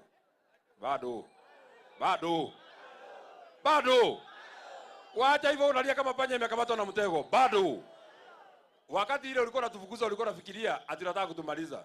Saa hii kione ule aranyamareka ni mwiro wa goroi ule utakinyaga. Kasongo nyamareke asinyamareke. Kwanza mimi naweza muimbia na Kiingereza. Karoko ni mwine na Githungu. Ndimo ine na Githungu. Tika muona hata itawe Githungu. See the way you are suffering. It is the error of the heart that he never reach. Hapa tuko na viongozi, nataka ndio watambue. Ndio tuende mahali ingine. Wabunge tumekubaliana tutasema kule mbele. Pale inaitwa mahali inaitwa Kandara. Tunaanza na seneta wa Kiambu. Seneta Karogo wa Thang'wa. Ndio huyo seneta Karogo wa Thang'wa. Wewe mumuoni, muniangalie mimi. Karogo anakaa hivi, lakini yeye ni mweupe na ako na sura mzuri kuniliko. Haya, tuende kwa wabunge. Mbunge wa Embakasi Central, Mheshimiwa Meja Dong Gathero. Asante. Tuende kwa Mheshimiwa mbunge wa Naivasha, Mheshimiwa Jane Kehara. Asante, thank you. Tuende kwa mbunge wa Embakasi West, Mheshimiwa Mark Mwenje. Mpigie makofi. Tuende kwa mbunge Mheshimiwa Mule, mpigie makofi.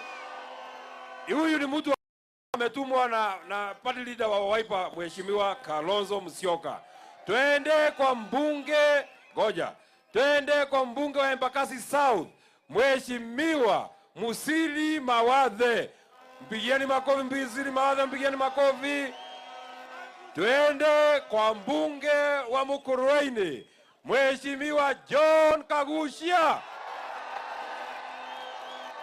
Asante sana, mbuti ya kushikwa kila siku. Na hii wiki hujashikwa, tafuta kitu ya kufanya ndio ushikwe. Hata ukikosa kitu ya kushikwa, wewe Kagushia. Hata ukikosa kitu ya kufanya, tafuta Ishongwa mpige kofi. Uwekwe ndani. Mbunge wa Roysambu, Mheshimiwa Kamande Mwafrika. Mbunge wa East Africa, Mheshimiwa James Kanini Kega. Asante. Kwa niaba yetu sisi wote, mbunge wa Katanga, Mheshimiwa wakili Edward Moreu, aseme moja.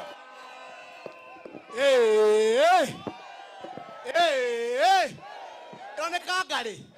Ndigwa mokete. Kuona getungati. Nataka kujua kule vitu Katangari, chama yetu ni DCP. Kiama kanyugo kole. Nekereko. Kule vitu Katangari. Mutongoria vitana ni omwere. Etagwo Rigathi Gachagua. Ego Kangare. Rigathi wa Gachagua. Joli aterere. Nediraiguire ate Kasongo ageretie maundu maria mangi mothe akaigata Gachagua atutumira nguni agathoka uchumi wito watereciria aterere ambĩrĩria gũthaka tũhurumba tũingĩ thĩinĩ wa kĩama ka kĩrĩma marageria kwatura kĩrĩma mwena ũrĩa mararemwo rĩu marahetwo kwirumbarũ hapa na pale nĩmũkũra guoya nĩmũkũmeragia wa Gachagua. Arambe! Thank you. Arambe! Thank you. Ngathoje teranini tondu Kasongo arakarite aria maithori nyina mũndũ mathũkire. Tũmũinie karwĩmbo. Hasira za nini we Kasongo? Wataka kuniua bure Kasongo. Mimi si wenu, Kenya si yako. Chuki ya nini kati yangu mimi na wewe? Chuki ya nini kati yangu mimi na wewe? Nasema sina makosa we. Sina makosa we. Asante sana kaya muradhime. Asante. MCA wa hapa anaitwa Mheshimiwa Musa Mirara.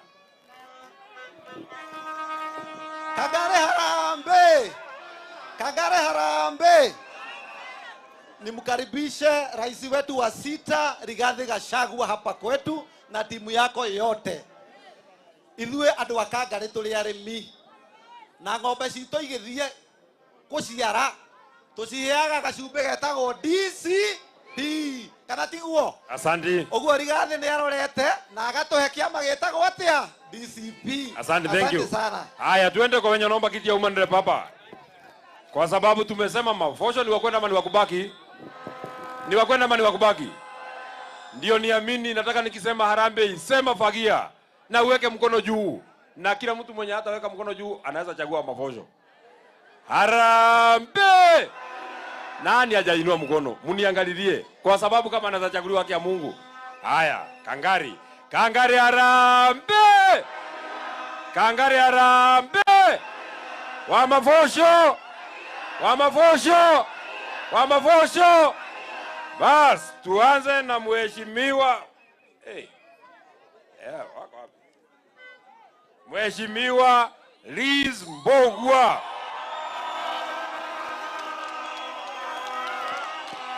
Harambe!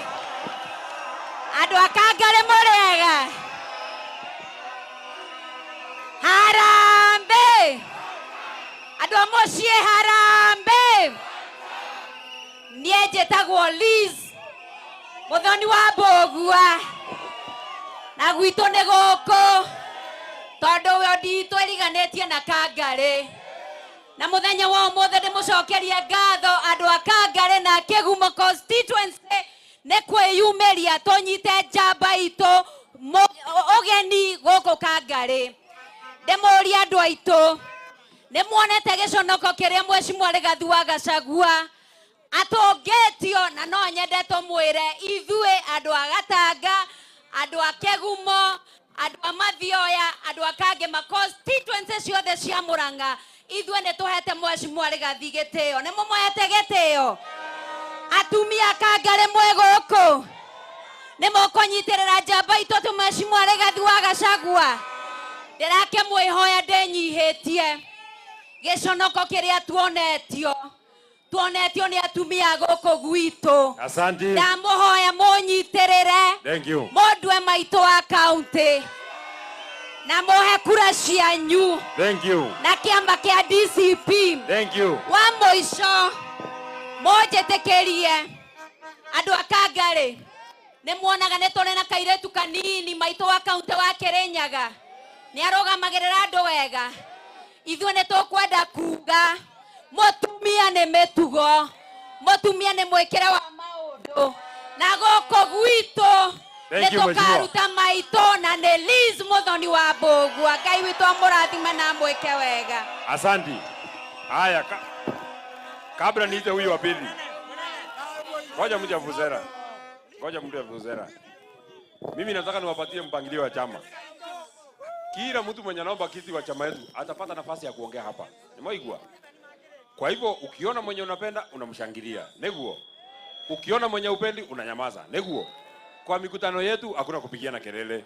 Lakini kabla hapo niwatambulishe wabunge wawili ambao wamekuja.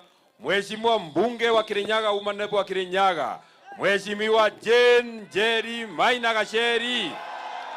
Pigeni makofi. Thank you mheshimiwa. Thank you. Twende kwa Mheshimiwa Senator wa Kiambu, Mheshimiwa Karugo wa Thang'wa. Thank you, thank you, thank you, thank you. Atatusomea mohoro saa hii tu asiende mbali. Mheshimiwa Peragia Muthoni.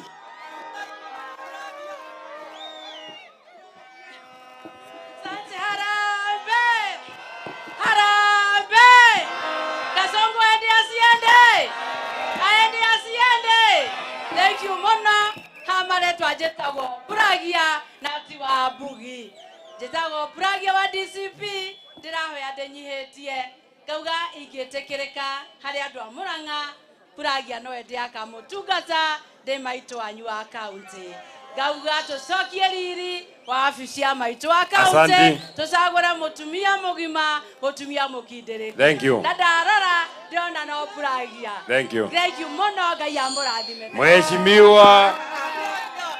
Mheshimiwa Grace City.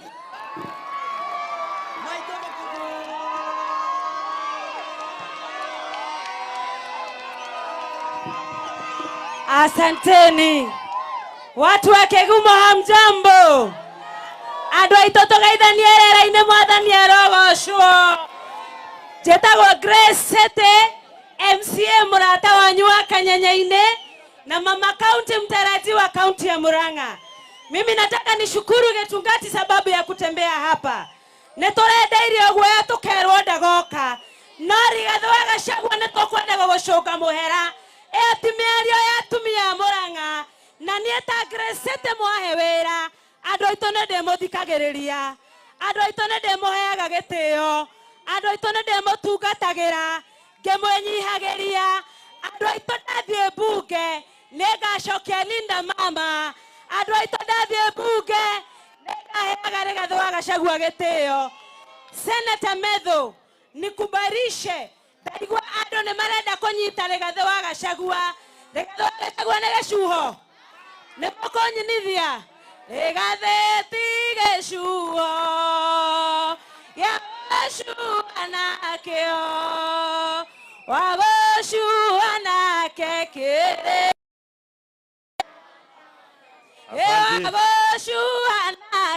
Thank you. Asante.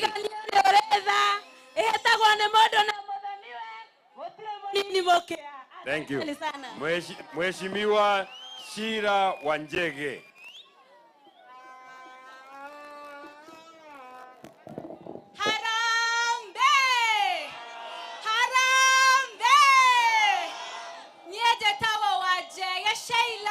Na ndĩramũhoya gĩtĩ kĩa maitũ wa county 2027.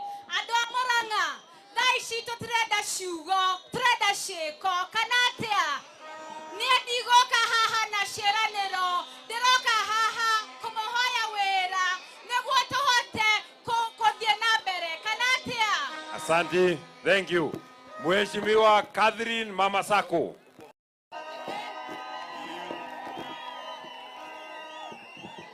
Harambe! Harambe! Gachagua! Gachagua! DCP! DCP! Mama Sako! Mama Sako!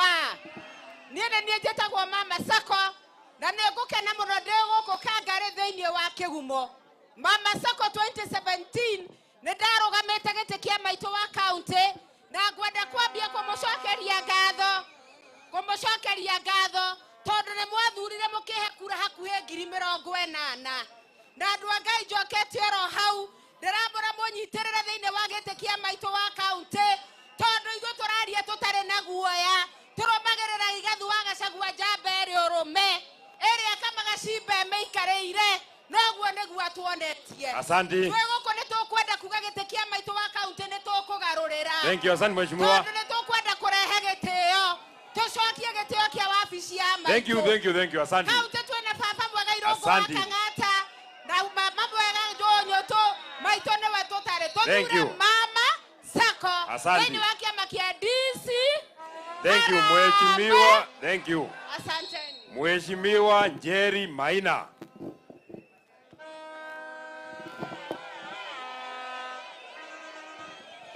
Harambe! Harambe! Jeshi mwekwa. Ati bag ni ya nini? Asante sana. Mimi naitwa Njeri Maina. Naomba kiti ya woman rep. Daigwa mwatu haida wa mafosho athi atũrũgamĩrĩra bunge. Nĩ atũrũgamĩrĩire. Tũrenda tweherie mũtino. Twĩkĩre mũndũ kwarĩrĩria andũ aya bunge na yuthi aya mona mawĩra. Nĩguo andũ aitũ. Harambe! Asante. Mheshimiwa Charity Kagina. Kangari oye! Tuko soba na nani? Na Kagina. Ndĩroiga atĩrĩrĩ mũnene witũ. Anake a gũkũ na airĩtu a gũkũ andũ aya anini nĩ marenda mawĩra. Andũ aya anini nĩ marenda kũnyitĩrĩrwo nĩgetha mahote kũiga family. Na niĩ nĩguo wĩra ũrĩa ndutaga wa gũtũma tũkorwo twĩ soba nĩgetha tũheo mawĩra nĩgetha tũhote kũruta mawĩra tũhote kũiga family tũhote kũnyitĩrĩra ciana citũ ihote gũthoma. Ũguo Mũrang'a tũroiga Kagina na tũkoiga tuko soba na Ngai wa moya mũrathime na mũmenye niĩ ndĩ haha kũmũnyitĩrĩra mbeũ njĩthĩ tũrũgamie mĩciĩ tũnine njohi ici cia ibango. Asante mheshimiwa. Thank you. Asante sana. Thank you. Wapi mheshimiwa Bravo Gashwe. Bravo Gashwe. Thank you. Harambe! Harambe! Mheshimiwa Rigathi Gachagua, karibu sana Kĩgumo. Number 2, niĩ njĩtagwo Bravo Johana Gashwe Jerry. Na ndarũgama gĩtĩ kĩa mũmbunge wa Kĩgumo. Ndenda gũikia ihoya rĩmwe tu kũrĩ andũ a Kĩgumo. Ithuothe twĩ kĩama-inĩ kĩa DC tukahoya kĩama gitũ gĩtongoretio nĩ Mheshimiwa Rigathi wa Gachagua. Tuheo kanya tunominate mũmbunge na tũkwenda tũtongorie tondũ andũ aya mena uga wa kuga nũ kamatongoria. Nĩguo kana tiguo? Tunataka fair and free nomination. Na mũtongoria witũ Rigathi wa Gachagua nĩ atwĩrĩire na gĩtĩo nĩ agatũnengere gĩthurano kĩrĩa waragania tuone mũtongoria mwega. Na niĩ kĩranĩro gĩakwa kĩmwe nĩ atĩ cukuru ciothe cia Kĩgumo cia day school igakorwo ciĩ free of charge. Tuna mbeca ũhoro ũcio. Thank you. Harambe! Asante. Ngai amũrathime mũno. Thank you. Na Ngai amwĩke wega. Thank you. Mheshimiwa Charles Muchoki. Charles Muchoki ako hapa? Wapi Stephen Wanjoi? Stephen Wanjoi anaomba kiti ya gavana. Harambe! Harambe! Niĩ andũ a Kandara njĩtagwo Wanjohi wa Njoroge. Nĩ andũ a gũkũ Kĩgumo njĩtagwo Wanjohi wa Njoroge kuma Gatanga ndũnyũ ya Chege. Gĩtĩ kĩrĩa ndĩrahoya nĩ Gen Z governor wa haha Murang'a. Turauga Kang'ata, watu wa Vuvuzela mtulie kwanza. Turauga Kang'ata nĩ arutĩte wĩra mwega akanyorokia Murang'a. Mbeũ njĩthĩ rĩu ĩtigĩrwo thirikari ya matũra tondũ tũrĩ athomu. Asante, thank you Mheshimiwa. Asante sana. Mheshimiwa Engineer Mwas Mushakwe. Harambe! Harambe! Mimi ndio naitwa Engineer Mwas aka Mushakwe. Niko na furaha sana nikiona vile Gen Z wanajitokeza kuania hizi viti. Ukiniona hapa unaona sura ya Gen Z ya Kenya mzima. Na tunasema hivi, kama tunasema ni wakati wa Gen Z, si wakati wa Gen Z tu kutupa mawe ama kutokea kulinda kura pekee ama kufanya maandamano. Ni wakati wa Gen Z pia kujitokeza kuania hizi viti na kuongoza, si ndio? Asante. Services and even members of the public who have to deal with criminals out there and deal with criminal acts.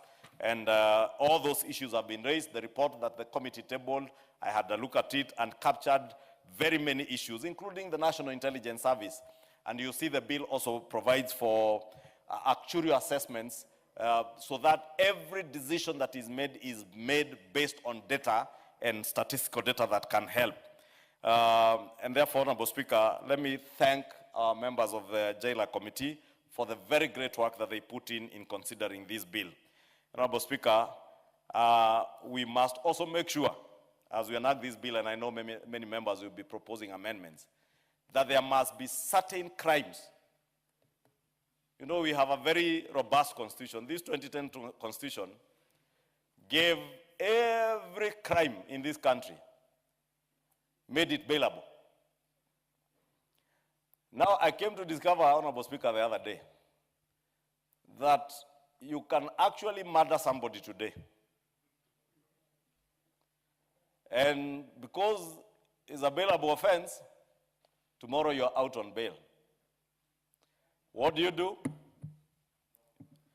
You look for the person, either you go for the witness and kill them, so that there are no witnesses in your eventual trial, or you reach out to the family of the person you have killed and enter into the alternative dispute resolution process. We need to relook. We may not be able to have the opportunity now to relook at this constitution. But we need to relook at what offenses, if they are bailable, what offenses can you go into ADR on? Should you be able to kill somebody and enter into alternative dispute resolution mechanisms? And I dare say from this floor, we have seen even members of parliament in broad daylight shooting Kenyans and killing them because we have the privilege of being armed. These are the people we vote for, who vote for us. These are the people who look up to us to lead them, to protect them, and assure them of their safety. But simply because I have a gun in my holster, I pull it out in a bar, I shoot somebody. I get to a rally.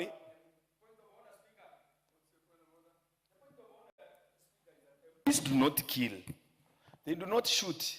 We have not heard of anybody being condemned and either convicted of shooting. No, there are courts of law which convict somebody if is found to have committed a crime. That's as per the penal code. And nobody has been convicted in this among the MPs. So when we say somebody has been MPs shoot, it's only when one is convicted and... Order, Honorable Member. Order, you're out of order. Thank you, Honorable Speaker. I actually did not see what was out of order. So just tell the member for Menti Central to relax. He will have his opportunity to advance his argument if he wants to argue, but not with me. Honorable Speaker, I was saying we have seen incidents where including leaders, even members of parliament, have been accused of shooting people.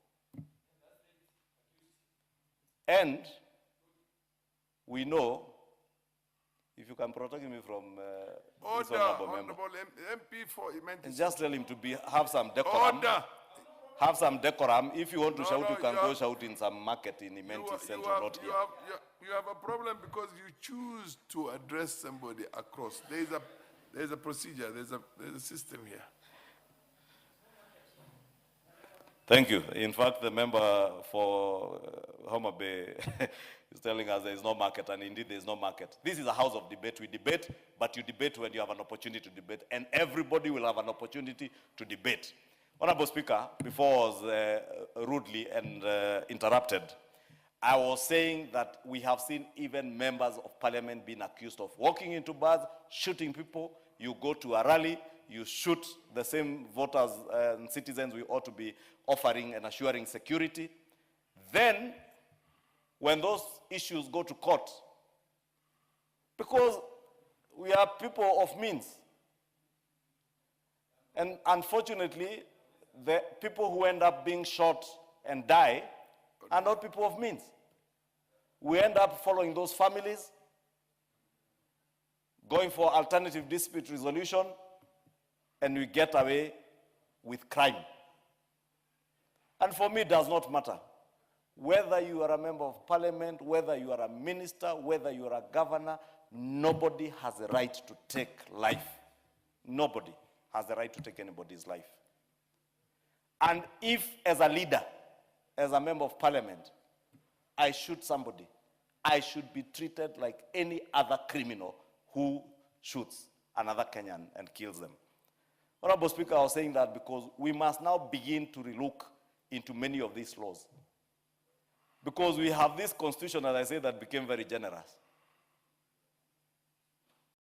As I said, you kill somebody, you're out on bond, you eliminate all the witnesses. That is the danger that we are living in. And it is only us who can protect our nation and our citizens. Even in the United States, where we largely borrowed this constitution from, I hardly ever see bail being dished out to murder suspects the way we do it in our courts here. Fact of life. And many other jurisdictions in the Commonwealth. But because of how activist we became as a country, and we were led to enacting this constitution after many years of activism, probably we became too overgenerous. I'm just saying it is food for thought, because it is us who will offer solutions to these issues, not any other person out there. Honorable Speaker, in closing, because I said yesterday, everybody now is speaking about goons, and it's the most fashionable thing to say today. And in fact, even in political circles, pointing fingers at each other, you are the one who has goons, you are the one who has goons, is the most fashionable things. In fact, I saw a group of leaders from the opposition yesterday, and I think it's the Honorable Mother Karua who read a statement, asking for ICC to come and investigate this phenomenon of goons. Unfortunately, some of the people standing behind Mother Karua are the people who have been moving around in Nyanza with goons carrying machetes. Then you are telling us, you've now become Holy Joe, you can stand behind Mother Karua reading a statement talking about goons. Yet you are the commander-in-chief of goons in Nyanza with machetes. I have seen others, Honorable Speaker, now decide which parties will have candidates, which parties will not have agents, against our own election laws. And somebody stands in his village home and says here in this constituency, in Madera, we shall not have a single UDA agent. But because you know what you have done, you are now breaching election laws. The following day, what do? You turn around and try and correct what you had said. But you know what you are doing because you did it in Ol Kalau. And I've said it. In Ol Kalau, the Saturday before the voting, all UDA agents and mobilizers had their doors marked with red paint X's. And they got leaflets warning them, instilling fear in voters, mobilizers, agents. And now that is the same business you want to take to Madera. That is why you had a member of parliament in this house telling people that if you vote this way, we'll get you from under your beds. And I have dared ask, supposing for heaven's sake, it was the Honorable, just for example, Honorable Millie Odhiambo, Honorable Peter Kaluma, saying that in Homa Bay. Or the Honorable Oscar Sudi saying what the Member of Parliament was saying in Nyeri, that if you vote for this particular faction of our political forum, we will get you from under your beds. If, for instance, was Oscar Sudi who had said that in Kapsaret, and I have asked those questions, we must be careful, all of us, what we say. All of us, without exception. All of us. We have a nation to hold together. We have a nation that it is in your interest, in my interest, in our family's interest that we have a peaceful nation, peaceful elections. Elections next year will come and go. Whether you keep shouting 4th term, 6th term, no term, whatever you want to shout, even those who have served for 1 term, keep shouting 1 term, they can go ahead. It is within their rights. Yeah, you know, many of those I see, some served as vice presidents for 1 term, others served as deputy president for 1 term, others served as members of parliament for 1 term, others are serving as members of parliament for 1 term, and they will actually serve for 1 term. That is why they have to go shouting it. But whether it is about those terms, let us hold our nation together. Let us enact pieces of legislation like this one that is clearly telling us what needs to be done, even as we offer power of mercy pursuant to this constitution. But also speak to our judiciary. As you dish out bail, as you dish out the preemptive court orders you dish out every day. They call it what? Preemptive, I don't know what they call it, Murugara. The injunctions they give out to preemptive and arrest and investigations. Anticipatory bails. Thank you, Honorable Millie. As you dish out anticipatory bails and grant bails, please put it at the back of your mind if you are a magistrate, if you are a judge. What is the accused person accused of? If somebody has been accused of murder, we have seen the other day, policemen colluding with criminals and policemen actually becoming criminals to murder other Kenyans. Will we have them taken to court and the following day a magistrate just dishes out bail? What will they do? And they still have connections within the same police service. What will they do to the witnesses? Honorable Speaker, I'm saying that so that even as we consider this law, we also think through other pieces of legislation in our criminal justice system. Because part of the reasons of enacting this piece of legislation is to bring on board members of our society into the criminal justice system so that we also become active participants of the criminal justice system. I had a meeting this morning, Honorable Speaker, allow me to conclude with that, with members of my Nyumba Kumi and the village elders in Kikuyu constituency. And I was sharing some of these experiences with them. That the problem that bedevils us in our neighborhoods, especially in central Kenya, of illicit brews. It is much easier for me as a politician to accuse the police, accuse the provincial administration, or even those idiotic politicians who will say it is government that is bringing illicit brews to neighborhoods to finish people. But I was telling my village elders and Nyumba Kumi, we are parents, you are parents. Let us also engage and speak to our children. Because there's nobody who is ever forced to consume alcohol. But we must educate them. And when the chief does it, they may not take it as seriously as when their parents are educating them and telling them, please do not consume some of these illicit brews that are being sold to you at very cheap prices because they are being made at the corners of shops and people's houses. And therefore, as we bring into the fold of the GAO, or the National Government Administrative Officers, as we bring the Nyumba Kumis and the village elders into the fold, and I must thank members of this house who supported the policy proposals that came. Honorable Mwengi Mutuse, you remember, is his motion that brought to the realization what now the President and the Ministry of Interior has been able to actualize in paying a bit of stipends to our village elders. As we bring them into the fold, we need to make sure that we also educate them on the provisions of some of these laws. Honorable Speaker, I beg to second this bill and urge all of us to support it, because it is a very progressive bill that, as I said, is actualizing the actual implementation of Article 133 of our Constitution on the power of mercy, so that we do it in an orderly, structured, and organized way. And for those who have gone through the report and the bill, you'll be able to see that they even laid out steps through which the advisory committees will work, what kind of people may not benefit from the power of mercy. And therefore, Honorable Speaker, I support and I beg to second and urge the House to support this bill.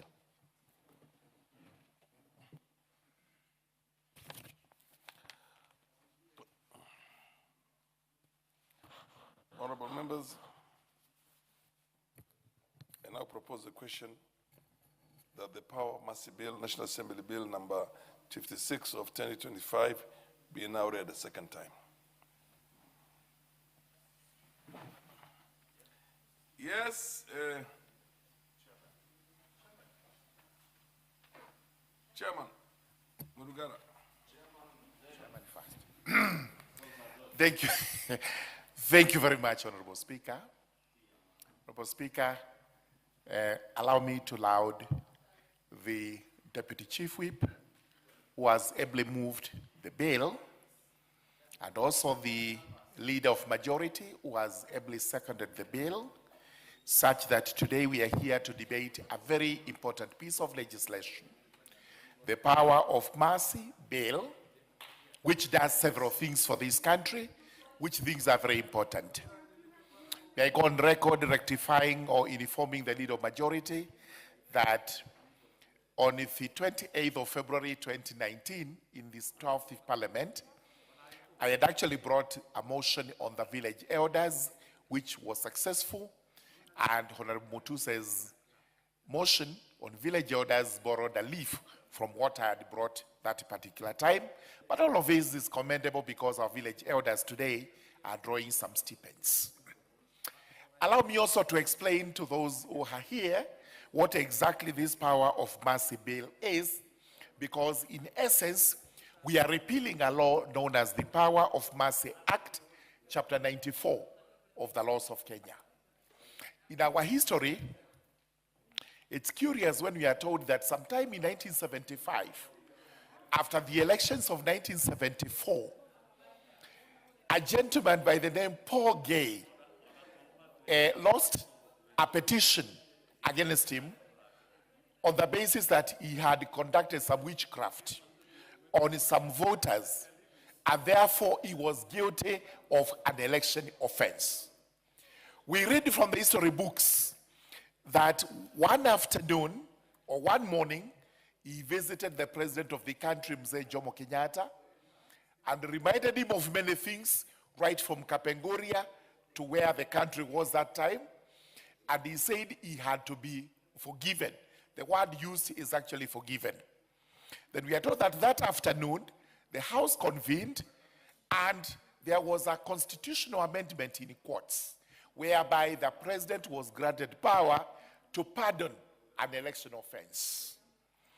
That is purely not true factually, because what was amended that afternoon was actually the Power of Mercy Act, which did not include mercy regarding an election offense. That is why it went through the first reading, second reading, third reading, and was assented to that afternoon, and Paul Gay got the clemency he wanted. This is a law that is derived from England. Exercise of prerogative powers of the sovereign in the UK. The powers of the sovereign are the powers of the king or the queen who is reigning that particular time. This is how he's given power to forgive offenders through what is called the royal clemency. And now we call it the power of mercy, the presidential power of mercy. Honorable Speaker, Justice and Legal Affairs Committee went through this bill with a